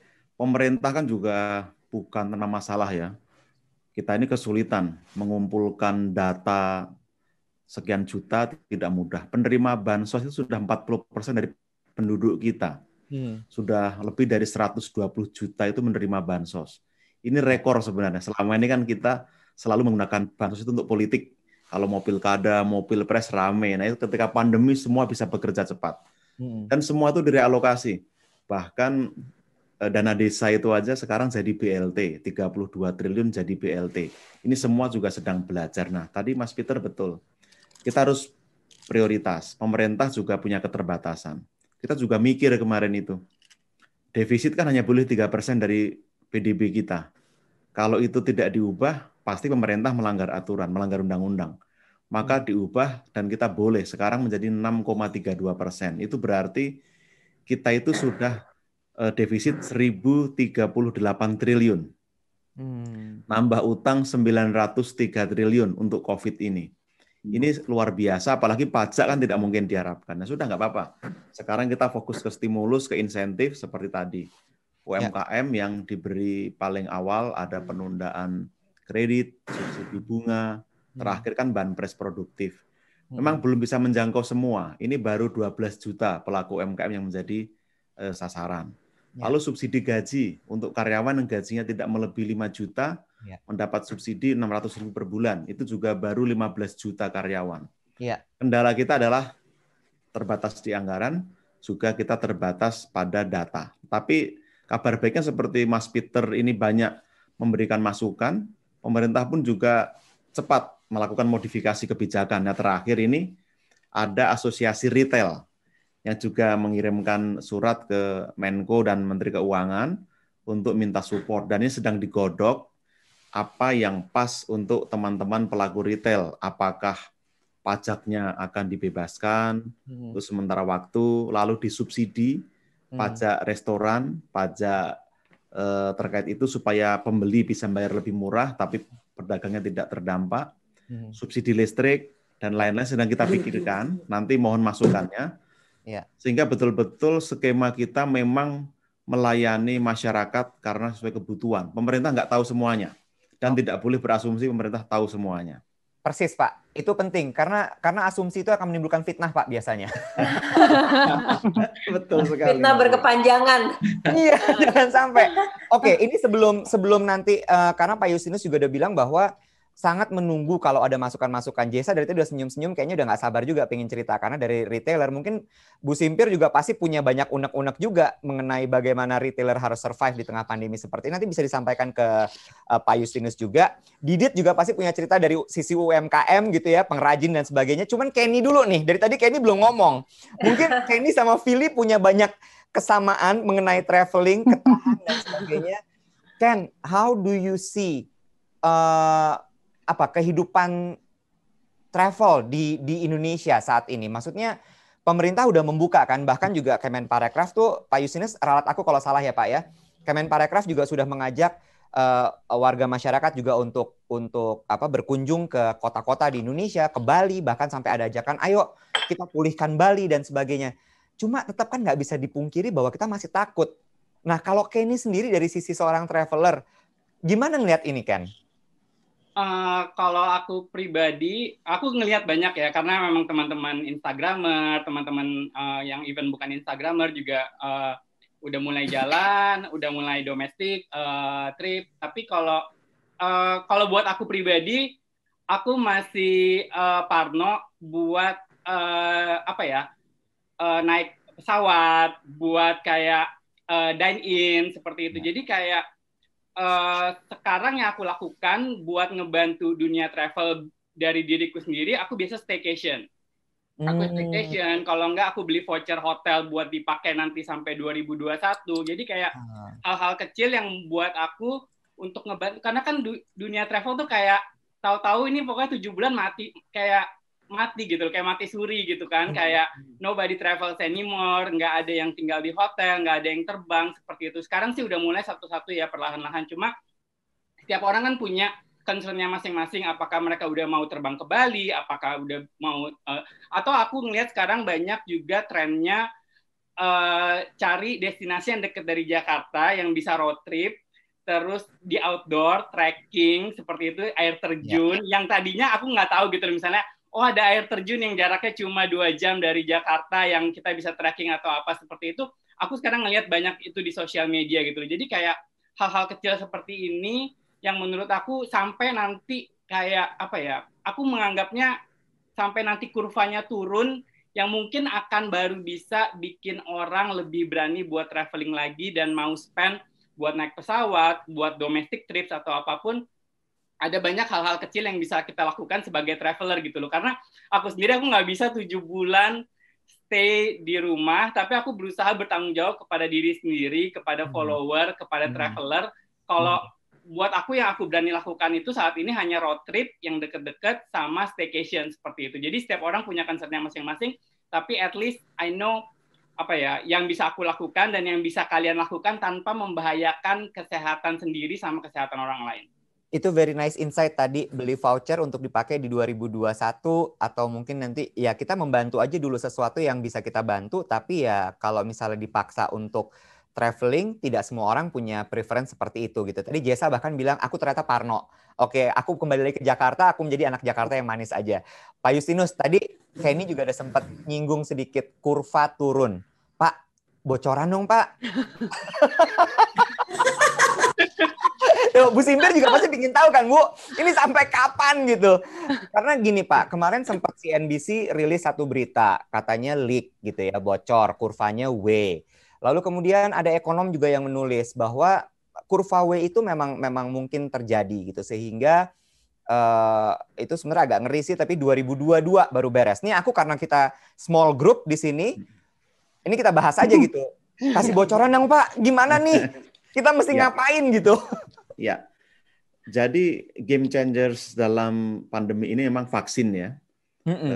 Selain protokol kesehatan, kita bersyukur bisa mendapat lebih cepat dalam konteks ketersediaan vaksin. Ketika nanti bisa diselesaikan lebih cepat, kita sudah siapkan anggaran juga untuk yang pertama itu mungkin sekitar 100 sampai 150 juta penduduk bisa mendapatkan vaksin gratis dari pemerintah. Itu diprioritaskan. Kita sudah anggarkan di APBN sekarang untuk DP-nya uang muka, dan nanti tahun depan itu untuk pelaksanaan vaksin. Itu sudah kita siapkan semuanya. Nah, kalau kurva pemulihan ekonomi sendiri, karena tergantung pada pandemi, saya lebih setuju apa yang disebut oleh Paul Krugman itu seperti logo menyebut merek ya, sepatu Nike. Jadi kita turun, mungkin tidak terlalu dalam, tapi naiknya itu pelan-pelan. Oh, panjang. Nah, itu masih lebih baik dibanding huruf W ya, W itu lebih berat. Nah, kita berharap dengan penanganan kesehatan lebih baik, kita pun juga berjaga-jaga ini Mas Iwet. APBN 2021 tetap kita fokuskan pada pandemi dan juga pemulihan ekonomi. Nah, kita juga belajar dari pemerintah. Tahun ini lesson learn-nya pasar market lumpuh, ekonomi lumpuh, warga negara terdampak sehingga butuh support. Hanya pemerintah yang survive, itu pun juga berat. Nah, tahun depan kita belajar, nggak usah banyak-banyak fokus lah itu. Kita fokus ke beberapa hal saja. Saya suka tuh Pak. Ya optimis tapi realis gitu ya Pak. Ya, dulu kan kita itu punya fokus bisa 100 prioritas, 50 prioritas. Sekarang kita fokus reformasi kesehatan. Nah, ternyata pandemi tadi saya setuju. Bu Simpir tadi, kita punya opportunity. Sekarang kita lihat, sekarang ketahuan bolongnya. Ternyata industri kesehatan kita sangat lemah.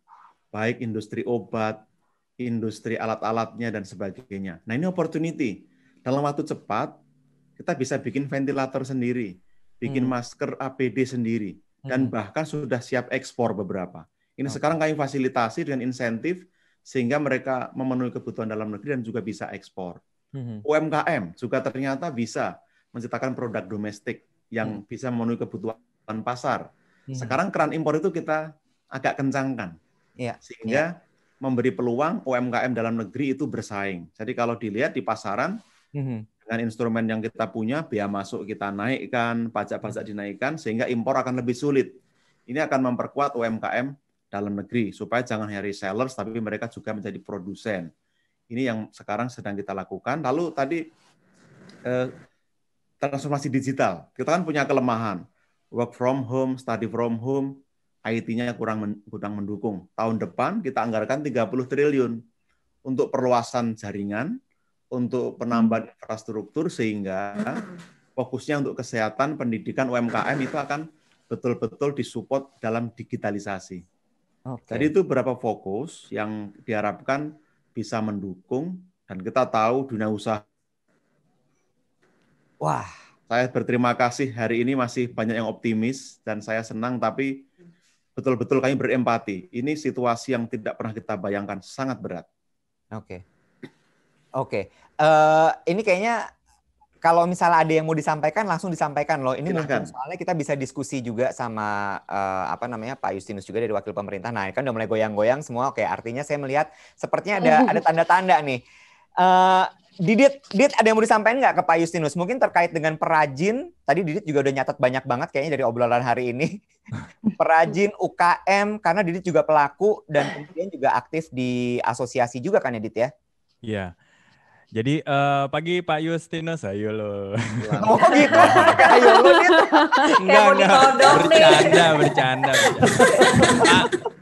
Kan sebenarnya kalau saya kan jadi dalam waktu 8 bulan ini jadi banyak terhubung sekali dengan para UMKM nih Pak gitu.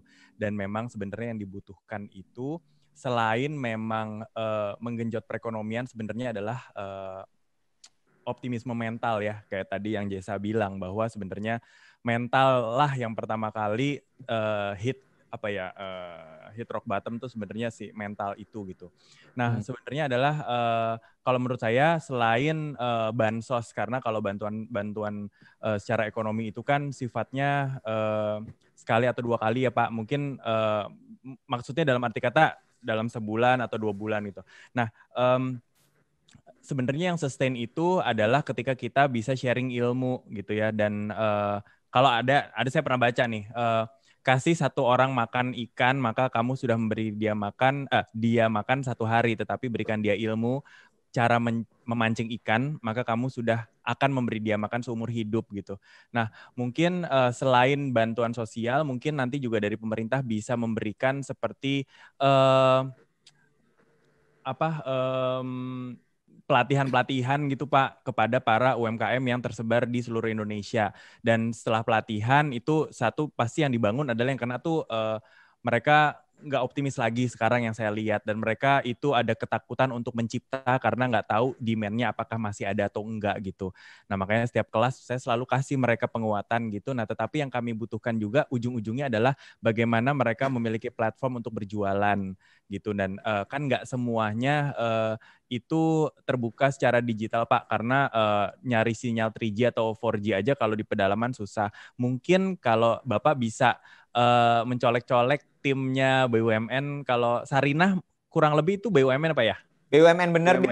Nah, itu BUMN mungkin Sarinah bisa bikin satu platform tuh Pak gitu ya, bagaimana caranya bisa menggandeng para UMKM ini. Nanti mungkin kita bisa ngobrol lebih lanjut sehingga apa yang mereka ciptakan kemudian bisa dijual atau bisa dibeli oleh orang-orang. Karena kan yang tadi seperti Jessa bilang, Jess banyak ya nih gue meng-quote kata-kata lo bahwa karena kita sekarang lagi nggak bisa kemana-mana, jadi memang fokus orang-orang untuk belanja tuh ya dari Indonesia gitu. Jadi dari Indonesia untuk Indonesia gitu. Jadi mungkin nanti next-nya bisa di planning kali Pak ya gitu. Agar nggak cuman berakhir, saya sering soalnya disuruh kasih webinar ini, tapi nggak hanya berakhir di webinar dan nggak hanya berakhir semangatnya dalam 1 hari, tetapi gimana setelah itu bisa sustain mereka menjual produknya ke orang-orang yang membutuhkan dengan menggunakan platform cakupan dari BUMN pemerintah yang memang bisa menampung Pak gitu, menampung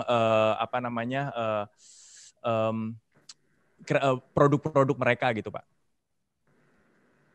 Oke, siap. Thank you, Dit. Dari Bu Simpir mungkin ada yang ingin disampaikan nggak Bu kepada Pak Justinus terkait dari retailer gitu Bu? Oke, mungkin kalau dari sisi retailer ya, maksudnya memang saya setuju banget. Kayaknya sekarang ini karena kita semua pada lagi nggak bisa travel, kan kita mengandalkan maksudnya shopping di dalam negeri lah gitu. Jadi setuju banget kayak inisiatif-inisiatif dari Mas Didit dan juga teman-teman yang lainnya untuk mendukung UMKM supaya tetap bisa ini ya saling support gitu. Mungkin kalau dari sisi retailer yang lebih ke fokusnya lebih ke import, mungkin kacamata kita sebenarnya mirip Pak Justinus kalau saya boleh sharing ya. Kemarin tuh saya juga baru lagi ngobrol sama teman-teman di toko gitu. Saya pakai analogi, sekarang kan lagi musim mangga Pak. Kebetulan saya suka mangga nih, saya bilang. Ya kan. Dulu ya kan kalau kita ini makan mangga, halo, kalau kita makan mangga itu kayaknya kok kalau mangga yang bagus-bagus kayaknya tuh pada larinya mungkin di Singapura, di Malaysia, di Bangkok gitu ya. Kita kalau mau beli mangga yang kualitas grade A itu mahalnya setengah mati, padahal mangga itu produksi di Indonesia gitu.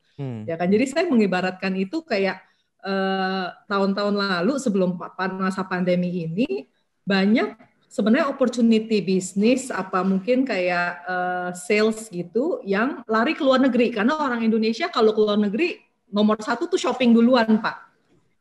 Jadi hampir 70% kalau kita total pembelanjaan orang Indonesia, itu belanjanya di luar negeri. Nah sekarang ini mangga-mangga ini kan nggak bisa kemana-mana nih Pak, kita bisa nikmati di dalam negeri kan Pak. Jadi kita sebagai retailer yang fokusnya mungkin lebih ke import itu, kita juga lagi mengusahakan bagaimana nih caranya supaya untuk mendukung ya perekonomian di Indonesia juga ya kan, supaya ini orang-orang ini jangan pakai just tip Pak, belanja langsung di toko kita di Indonesia gitu loh. Padahal just tip itu mahal Pak gitu. Mungkin kita juga mungkin minta dukungan juga ya dari pemerintah gitu loh untuk dalam hal seperti itu. Oke, Ya kan? dibuat Mungkin kebijakannya gitu Ibu ya, Mbak, Jessa juga setuju juga kali ya, apalagi untuk mall yang baru buka gitu. Karena sayang Pak, 70% dulu belanja di luar. Sekarang orang-orang ini nggak bisa keluar Pak. Jadi kita pengen, mungkin kita balik gitu loh timbangannya, supaya 70% belanjanya di Indonesia sekarang, nggak perlu keluar lagi. Kalau mau just tip, boleh deh just tip sendiri. Kita belanja di Indonesia aja. Tapi di toko di Jakarta gitu atau di Indonesia? Iya, tokonya di Jakarta, jangan just tip di luar negeri gitu. Iya benar. Oke, siap. Pak Justinus ada yang mau ditambahin dulu nggak Pak? Sebelum mungkin ada yang mau komentar lagi. Iya, saya respon sebentar. Terima kasih banyak untuk masukannya. Mas Didit betul. Tidak sekedar jangka pendek ya. Sekarang ini seolah-olah semua selesai dengan webinar gitu kan. Setelah itu bubar lagi dan mulai dari nol. Nah, kalau kita baca Undang-Undang Omnibus Law itu, Omnibus Law itu ya, itu ada yang bagus dan jarang dibaca. UMKM itu mahkotanya Cipta Kerja. Karena saya terus terang, saya ikut menjadi bagian dari awal yang menyusun klaster UMKM. Jadi saya tahu persis kita harus berpihak pada UMKM. Yang penting apa? Ada perubahan yang sangat mendasar, yaitu rezim perizinan. Sekarang itu diganti dengan rezim resiko. Yang pakai izin yang beresiko tinggi. Kalau UMKM itu udah pasti nggak beresiko tinggi, jadi nggak perlu izin. Cukup memberitahu nanti kalau saya berusaha. Cukup. Dan ada nomor identitas atau nomor induk berusaha yang tunggal ya. Itu bisa digunakan untuk semua layanan. Tidak perlu ngeteng nanti itu. Tadi kalau ngeteng layanan banyak sekali nanti jadi mahal. Maka dibuat satu. Namanya ngurus izin yang prinsip atau registrasi cukup satu dapat semua. Itu penting. Lalu yang kedua, di Cipta Kerja ada mandat yang sifatnya mandatori, pemerintah harus mendorong kemitraan. Perusahaan besar termasuk terutama penanaman modal asing itu harus bermitra dengan UMKM. Tidak boleh mengabaikan UMKM.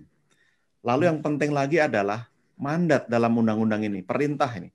Pemerintah harus menyediakan fasilitas atau kemudahan bagi pelaku UMKM.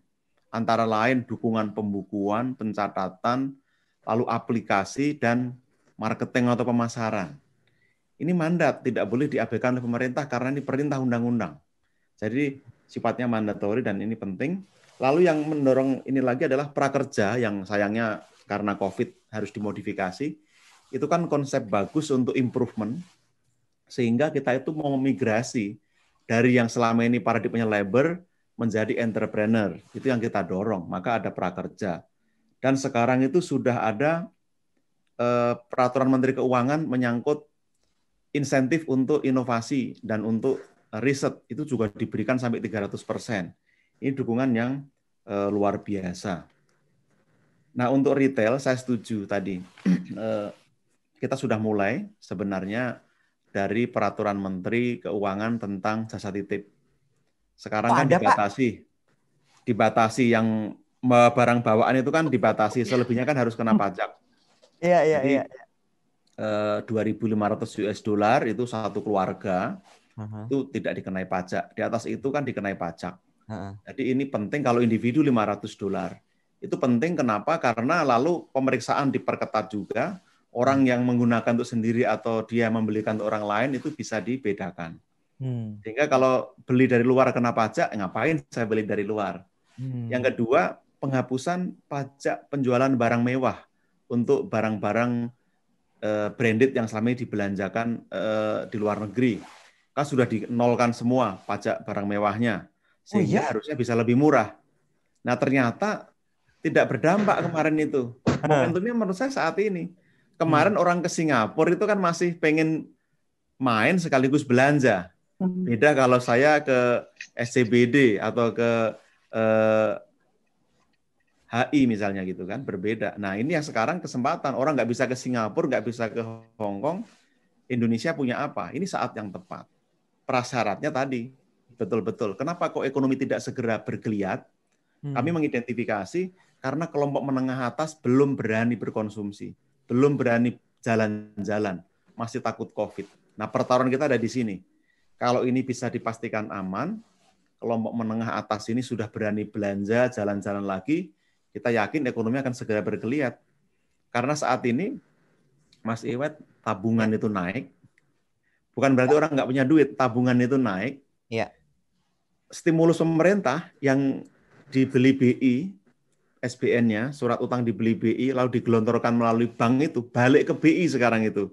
Dibelikan sertifikat Bank Indonesia lagi. Jadi uang itu sekarang numpuk di BI karena orang nggak berani menyalurkan kredit, nggak berani pinjam modal ke bank, karena belum ada kepastian. Nah, certainty ini yang sekarang sedang coba kita bangun sehingga ada trust dengan masyarakat dan pelaku usaha.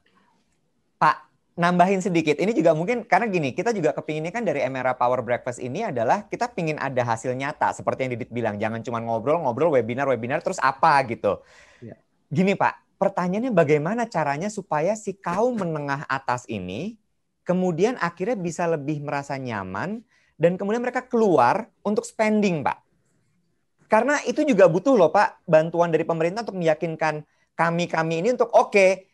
Karena Kenny tadi sampai bilang, Kenny aja yang nekat traveling kemana-mana nggak berani loh, Pak. Iya kan? Maksudnya kalau misalnya di atas juga udah berani spending, yang di-handle sama Peter di bawah-bawah tuh juga pasti akan kena dampak. Karena artinya ketika mereka keluar, driver ikut keluar, mereka makan juga di warung-warung makan. Gitu kan ya. UKM juga kena. Nah, yang dilakukan pemerintah Pak untuk meyakinkan kita-kita ini di segmen menengah atas bahwa sekarang udah aman. Ayo, ya mungkin bukan aman, tapi kondusif lah untuk kita kemudian keluar, spending, sehingga ekonomi itu berputar. Ya Pak, mungkin untuk tambah aja ya, mungkin kalau dibantu untuk buka-buka toko KFC seperti ini kan rame Pak waktu itu, jadi sales UMKM juga sama kan. Iya. Dia begitu bisa. Out loh, Sean loh. Ya memang struggle kita di kesehatan. Tapi kan kita melihat retailer mall itu protokolnya sudah bagus sebenarnya. Sudah bagus protokol dan menurut informasi yang kami gali juga dari perkantoran, sebagian besar pegawai yang positif COVID itu bukan yang bekerja di kantor justru, tapi yang work from home. Artinya protokol kantor, protokol mall itu sebenarnya sudah cukup bagus. Nah sayangnya memang ada yang tidak disiplin.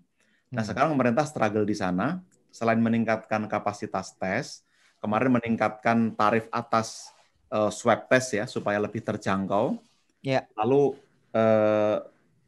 untuk rapid obat-obatan yang langsung terkait COVID juga kemarin diberi fasilitas di Bea Cukai dan lain-lain supaya lebih cepat mendukung ini. Pembagian masker dimasifkan dan perubahan perilaku masyarakat itu sekarang sedang digencarkan, termasuk dengan media. Ada anggaran cukup besar di Satgas COVID itu. Saya rasa tidak kurang dari 3 triliun sekarang dialokasikan untuk perubahan perilaku masyarakat.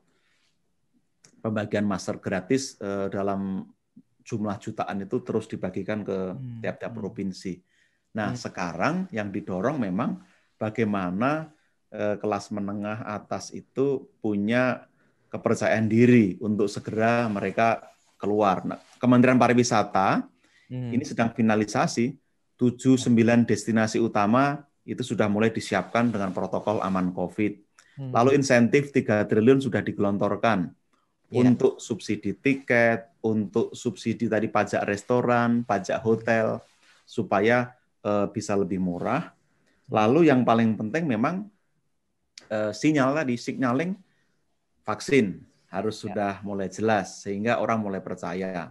Dan timeline-nya juga sudah harus jelas mulai kapan, termasuk tahun depan kita mau ngapain. Tadi betul, pemulihan ekonomi sampai kapan ini?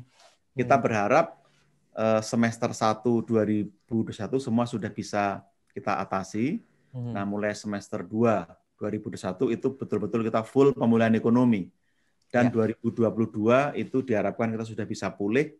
Bahkan kalau melihat potensi, kita optimistik kita tuh bisa bangkit lebih kuat. Karena tadi teman-teman di sini yang tadinya awal-awal frustrasi, sekarang ternyata bisa berinovasi. Dan banyak opportunity lalu dimanfaatkan dan modal sosial kita tuh meningkat. Dulu kita itu negara yang susah untuk rukun, untuk berderma gitu, seolah-olah karena politik ya. Begitu COVID ini, Indonesia itu 5 besar negara yang warganya paling dermawan. Nah, kita yakin setelah COVID ini hasrat belanja, hasrat traveling itu akan ditumpahkan betul oleh masyarakat. Ya, ya. Dan itu akan mendongkrak konsumsi. Aku jadi tertarik Pak Yusinus cerita soal euforia atau memang kebuktikan, makanya dari Restonation Naughty by Nature itu bisa meledak itu karena sebenarnya kita semua tuh udah rindu untuk bisa lagi kembali normal gitu. Nah, cuma sebetulnya saya pengen tahu karena tadi seperti Pak Yusinus bilang juga soal behavior consumer kita. Mungkin saya nggak tahu nih, Simpir atau Didit atau Peter juga bisa share sebenarnya consumer behavior kita tuh sekarang seperti apa sih? Maksudnya dengan adanya teknologi juga ya, mungkin tidak secara fisik tapi juga dengan bantu teknologi tuh ada perubahan nggak paling tidak di 2 bulan terakhir ini? Mungkin Simpir dulu kali, terus mungkin Didit atau Peter mungkin bisa cerita.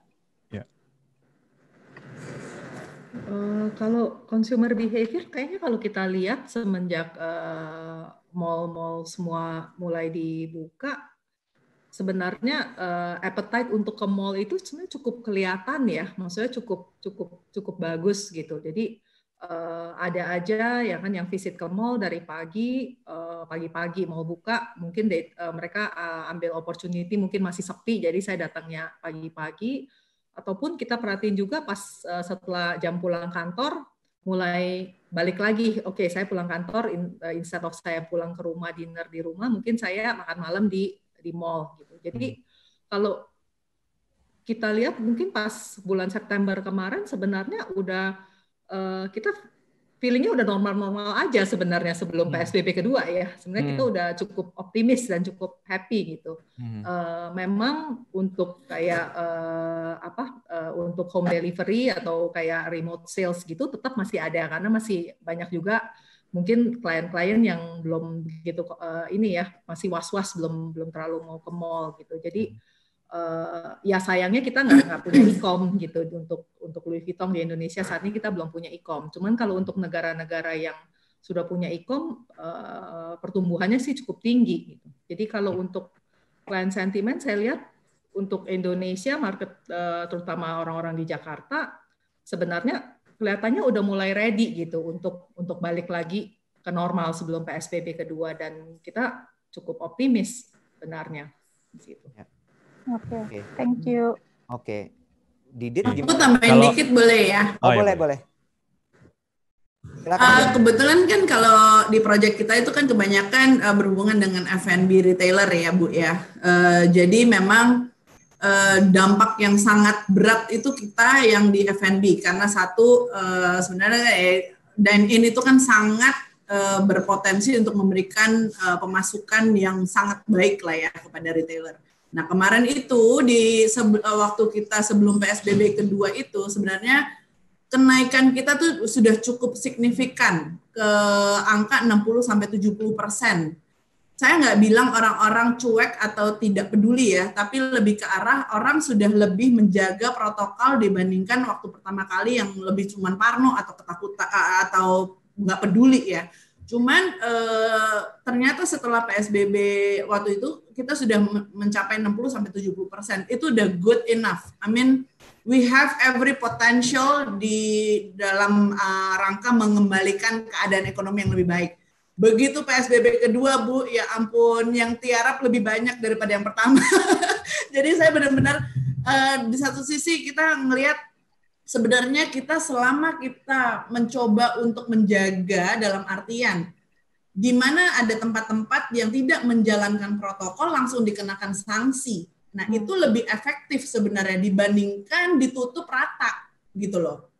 Kalau ketika ya ada lah tempat-tempat yang memang harusnya cuman boleh 20-30 tapi yang masuk 100 orang ya itu langsung aja dikenakan sanksi karena kita terutama toko-toko yang sudah menjalankan protokol dengan baik bahkan ada yang menjalankan dengan by appointment only, masa juga kena dampaknya gitu loh. Jadi menurut saya tuh it's not fair in a way, tapi jujur ke depannya with the current situation kita harusnya lebih pintar, lebih smart dalam menjaga protokol itu ke depannya. Jadi bukan berarti ya mungkin kita belum bisa hangout kayak dulu rame-rame segalanya, cuman satu sisi kita harusnya juga tahu diri lah, cukup tahu diri.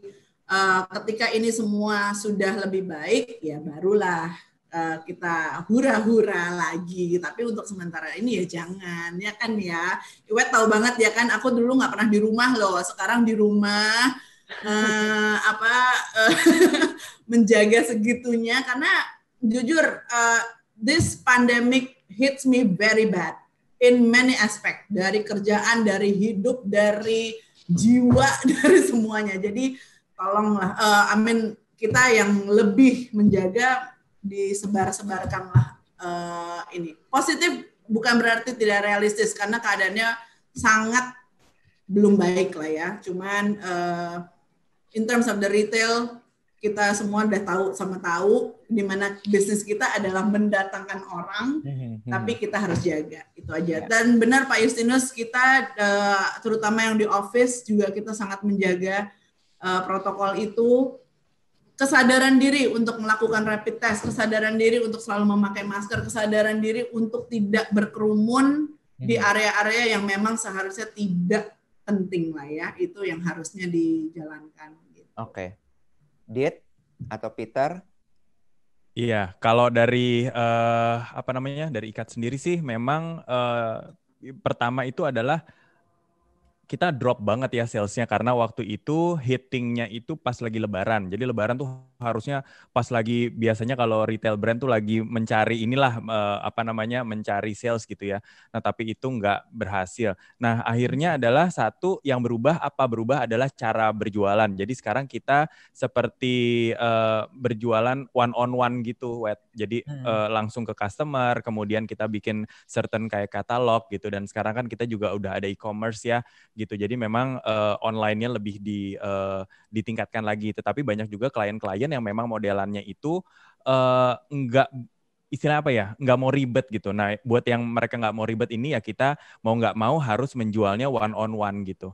Dan sekarang juga memang kalau untuk pasar bridal juga masih ada juga ya gitu. Jadi memang ini yang istilahnya memberikan napas deh buat kita bisa bertahan gitu. Dan juga adalah mungkin pergeseran produk ya, kalau zaman dulu ready to wear-nya jalan, sekarang yang jalan justru jualan masker gitu. Jadi kalau mau dibilang ya memang kayak gitu sih gitu. Nah tapi setuju banget dengan tadi yang Mbak Simpir bilang di awal bahwa sekarang ini bukan move on, tetapi bagaimana kita bisa perform gitu. Karena memang ini yang akan kita embrace, kayak tadi Jessa bilang, sekali lagi udah 3 kali nih Jess. Jessa bilang adalah embrace the newness, mau nggak mau, we have no choice gitu. Jadi memang mau nggak mau ya kita harus embrace gitu. Dan mungkin juga seiring berjalan waktu adalah memang retail, apakah itu yang produk lokal maupun internasional, kita harus support semua. Kenapa? Karena yang bekerja untuk produk internasional pun kan juga orang-orang Indonesia gitu. Jadi menurut aku juga ini yang memang kita nggak boleh left behind gitu, nggak cuman UMKM lokal, tetapi bagaimana agar para international brand ini tetap memiliki trust ya dengan Indonesian market gitu. Karena zaman dulu aku masih kerja di retail international brand, itu pasar Singapura, Malaysia itu di atas 70% itu customer base mereka tuh dari Indonesia gitu ya. Jadi ya untuk saat ini adalah yang dibangun adalah kita optimisme, positivity, dan juga bagaimana, tapi tadi ya yang Jessa bilang, again Jessa gila, gue gak ngerti gimana. Lo bilang tadi adalah positivity with realistic gitu. Nah ini yang mungkin nanti dari pemerintah dan juga kita sebagai pelaku itu ya yang harus building trust-nya gitu, bagaimana caranya mungkin bikin video tentang ini District 8 biasanya lu mau ke sini lo aman deh gitu karena di sini protokol kesehatan udah baik gitu. Dan juga ini bagus banget kita karena ada MRA Media, karena semua orang sekarang kan ngeliatinnya dari media. Mungkin juga nanti dari MRA juga bisa memberikan edukasi. Bahwa it's okay to shop gitu, it's okay to shop, it's okay to shopping segala macam dan gini dan segala macam. as long as ya ketika kalian keluar ya harus mematuhi protokol kesehatan gitu. Karena setuju sih memang saat ini kita harus tetap optimis with realistic gitu ya. Iya. Aku tambahin dikit boleh nggak, Dit? Boleh. Tadi optimis, positivity, realistic. Satu lagi yang saya benar-benar take notes banget dari Didit dan yang lain juga adalah creativity. Kita harus kreatif dalam hal apapun, mencari jalan sampai kita bisa menemukan solusi di saat krisis ini gitu. Itu yang satu hal yang paling harus dilakukan oleh semua. Bener banget, dan kemarin aku baru belajar nih, mungkin aku sharing sama semuanya bahwa creativity itu nggak muncul ketika kita ada fearness, ketika kita takut. Betul. Jadi si creativity itu akan muncul pada gelombang alpha. Nah, gelombang alpha ini akan muncul ketika kita lagi melamun, ketika lagi denger musik dan segala macam. Mungkin nanti di sini, karena di sini kan banyak leader-leader semua nih gitu ya. Mungkin justru kita harus menenangkan diri agar kita bisa berpikir kreatif lagi untuk a bigger cause gitu. Dan jangan lupa bermain untuk bisa jadi kreatif. Ya, Peter sama Ayo main. Ayo. Jessa, aman kan Jess, tempat lo Jess. Kalau ngomongin opportunity sama creativity tuh kayaknya kalau aku perhatiin dari Instagramnya Kenny juga, kayaknya pandemi ini akhirnya tiba-tiba muncul yang namanya pasar kartu pos gitu. Itu kayaknya kaitannya juga mau UMKM ya Ken ya? Tiba-tiba muncul kayak, itu di mana kan? Iya, jadi kayak memang awalnya kayak dari Instagram, kalau misalnya aku post sesuatu, kayak follower suka nanya beli di mana, terus aku pikir kenapa nggak aku coba punya account sendiri buat jualan gitu loh, karena aku udah nggak bisa jualan trip, jadi selain blogging, mungkin kalau ada yang belum tahu, aku juga bikin trip buat orang lain, jadi kayak travel consultant, tapi sejak pandemik udah nggak bisa jualan trip sama sekali, malah refund, ngurusin refund, sekarang akhirnya jadi punya pasar kartu pos, kerjasama dengan banyak brand-brand lokal, terus consignment, terus yang akhirnya sesuatu yang baru yang aku bikin selama pandemik ini, yang nggak pernah kepikiran sebelumnya itu merchandise. Jadi kayak merchandise lain, mungkin kayak orang kangen traveling, dan salah satunya aku kayak bikin peta, print art gitu kayak di belakang beberapa. Jadi kayak ada New York, ada Tokyo, ada London, ada Jakarta. Jadi ini yang Big Four. Nah, itu yang aku nggak kepikiran gitu loh. Jadi cuma tahu-tahu mungkin karena tadi kayak kata Didit gitu yang kayak di saat alpha mungkin kepikiran apa ya yang bikin supaya mengobati kangen traveling gitu loh. Terus aku juga lagi redecor apartemen. Terus aku pikir it will be nice kalau ada kayak print art yang bagus di kota-kota favoritku gitu loh. Terus aku bikin poster-poster ini, terus yang kayak demand-nya, sales-nya itu buat aku kayak penjualan tiap bulan itu udah sama kayak aku bikin trip buat orang lain gitu. Aku sampai mikir mungkin terus abis pandemik ini selesai, aku nggak mau jualan trip lagi, aku jalan-jalan sendiri, terus aku jualan lifestyle, produk, dan lain-lain. Jadi kayak kreatif banget.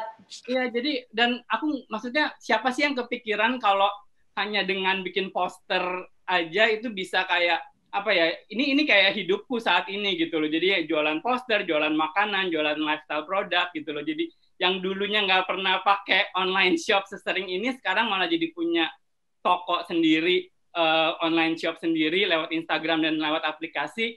Ini yang kayak yang tahun lalu atau even Maret nggak kepikiran bakal jadi hidup, sekarang karena mungkin dalam tanda kutip terpaksa, tapi akhirnya jadi menikmati gitu loh. Mungkin ini jadi kayak lebih bearable karena aku menikmati ini gitu loh, karena aku bisa bikin peta, tempat-tempat di New York favoritku di mana, di Jakarta di mana, jadi kayak it's like traveling again in a new way aja gitu. Nice one. Keren. Peter, kalau dari intinya kita, sorry aku tambahin, intinya kita tuh kita manusia menjadi kreatif kalau kita itu semua kepepet. Benar. Benar banget. Ya kan? Ya, Peter gimana? Tebal banget.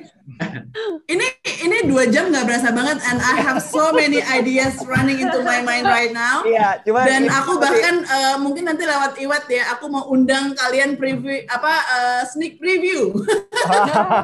Mau. Boleh. Boleh kapan? Siang ini? Langsung gitu. Tapi sebentar.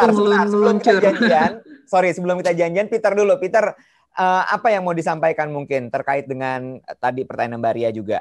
Ya, sebenarnya buat saya melihat pandemi ini sebagai momentum ya, gitu. Dari satu sisi ada dua sisi sebenarnya, dari sisi bisnis sama dari sisi sosial gitu. Kalau dari sisi bisnis, as a entrepreneur kita selalu melihat bahwa setiap challenge itu is an opportunity gitu. Dan saya percaya every life pasti ada crisis. Nah, siapa yang menang atas crisis itu siapa yang jadi the winner sebenarnya. So, nah kebetulan karena krisis ini di Wahyu sendiri kita jadi ada tambahan 2 bisnis unit yang baru gitu. Yang pertama itu kita punya service gimana caranya kita bisa kasih home delivery buat orang-orang yang di rumahan nih, supaya mereka bisa nggak usah pergi lagi keluar, mereka bisa dapat groceries dengan harga murah, kualitas bagus gitu. Terus yang kedua, kita juga akhirnya punya catering business. Catering business ini justru membantu para pemilik warung makan ini jadi mereka bisa tetap produktif. Jadi catering business ini yang harganya cuma 10.000, 12.000 orang bisa makan gitu. Jadi so we believe dengan adanya krisis ini justru yang middle low ini jadi segmennya jadi tambah besar. So itu segmen itu yang mau kita serve sebenarnya. So itu dari sisi bisnis. Nah, tapi dari sisi sosial kita juga melihat bahwa this is the momentum yang saatnya yang orang berpikir mereka lagi gelap, mereka lagi chaos. So kita justru harus jadi bintang-bintang yang menerangi mereka sebenarnya. So this is our time to shine sebenarnya gitu. Buat mereka yang lagi kalut, buat mereka yang lagi tersesat, buat mereka yang lagi bingung, khawatir. So this is the time buat mereka tahu bahwa ada orang-orang yang bisa kasih harapan sebenarnya. Jadi makanya kenapa di Wahyu sendiri kita nggak akan berhenti bergerak gitu. Kita justru harus selalu berusaha untuk ekonomi jalan lewat apa yang kita punya gitu. Kebetulan memang karena Tuhan menempatkan Wahyu di warung-warung makan, jadi makanya lewat warung makan yang kita pengen supaya bisa jadi berkat buat banyak orang sebenarnya. Very nice. Karena kita tahu warung makan ini sebenarnya porosnya nih, Web. Ya tadi Iwet bilang, supir ya makannya di warung makan. Buru-buru yang buat produksi brand-brand terkenal juga makannya di warung makan gitu. Warung makan akhirnya jadi tempat yang sentral buat mereka, kebutuhan primernya terpenuhi sebenarnya. Makanya warung makan ini akhirnya di new normal ini kita taruh protokol juga. Mereka harus cuci tangan, mereka harus pakai masker, mereka harus pakai sekat. Kita utamain yang bungkus dan sebagainya. Jadi supaya di bawah ini juga mereka aware bahwa pandemi ini harus cepat berakhir sebenarnya. Gitu. Jadi dan terakhir lewat pandemi ini justru kita senang banget. Akhirnya kita saya pribadi juga mengeluarkan yayasan sebenarnya. So nama yayasannya Yayasan Saluran Berkat Mandiri atau disingkat YSBM. Sebenarnya yakin semua bisa makan.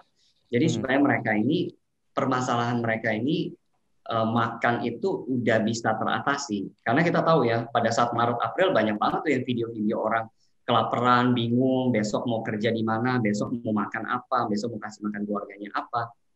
Jadi kita ingin supaya lewat warung makan, lewat yayasan ini banyak orang udah deh kebutuhan primernya itu terpenuhi gitu. Nah, sambil contoh ya, kita di yayasan ini kita produksi ada UKM nih. Ini kelihatan nggak nih? Lego, customized Lego gitu.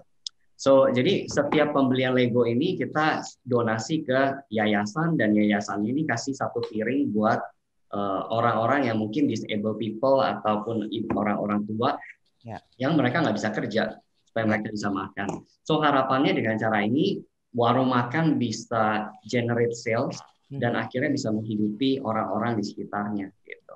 Oke. Thank you Peter. Sean. Lucu banget itu Legonya.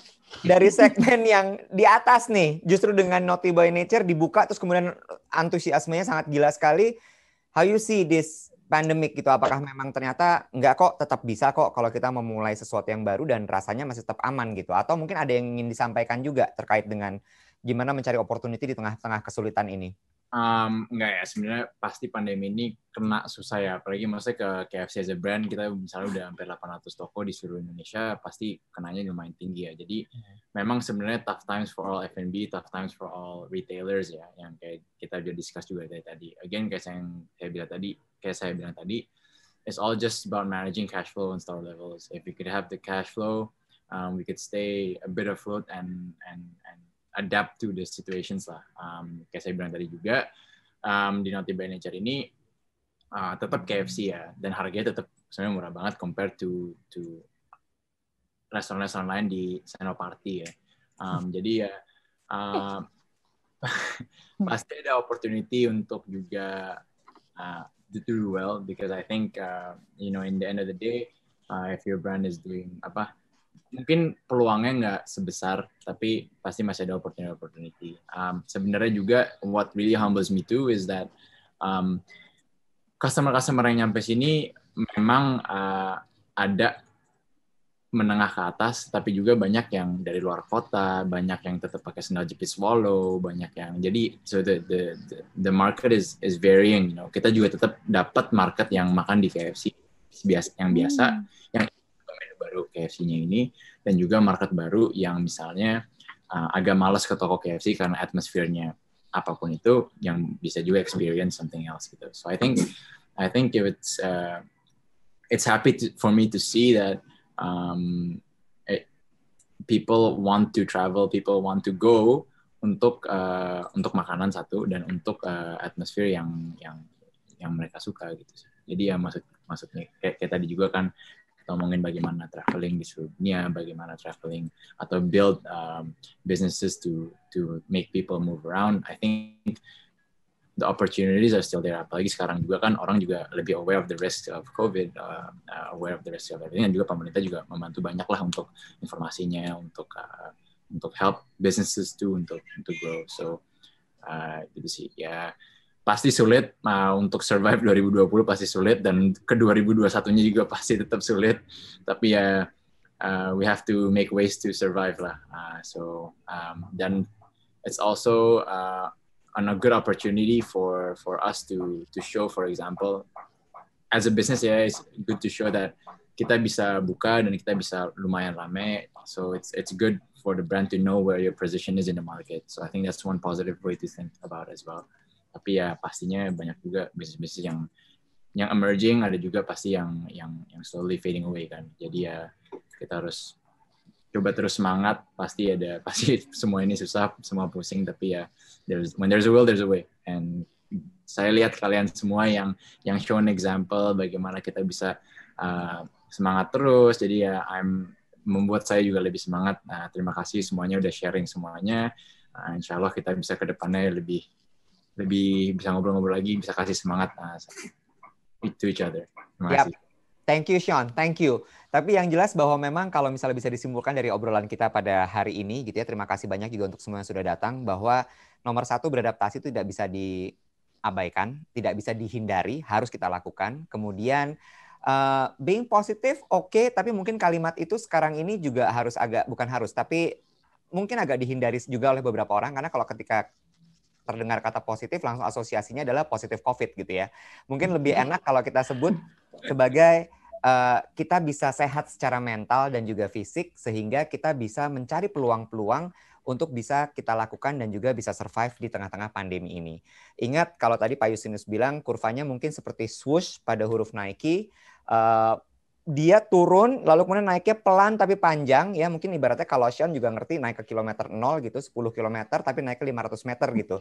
Jadi rasanya berat tapi harus dijalani pelan-pelan, tidak usah harus dipaksa, dan buat habit-habit baru yang bisa membuat kita menjadi manusia baru juga yang lebih produktif ke depannya.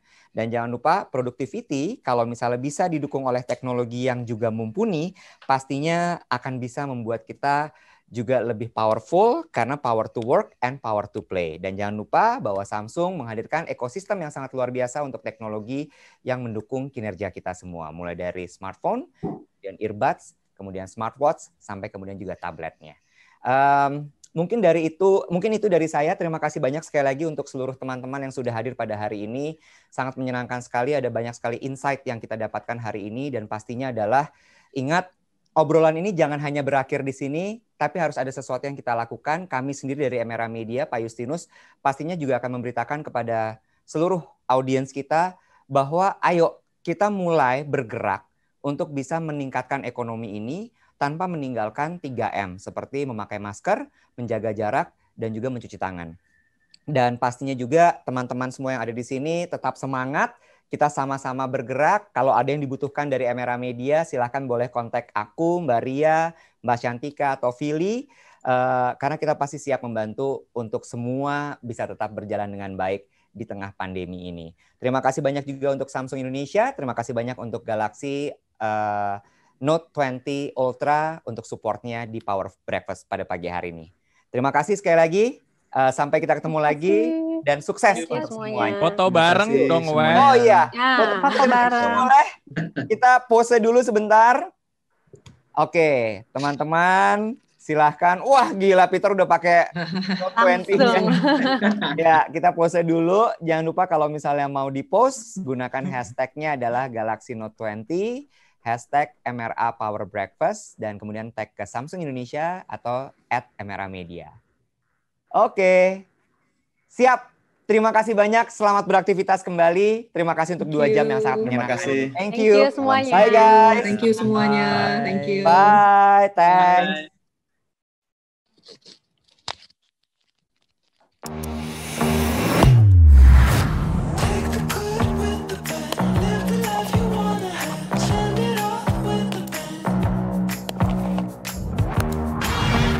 It's looking real good.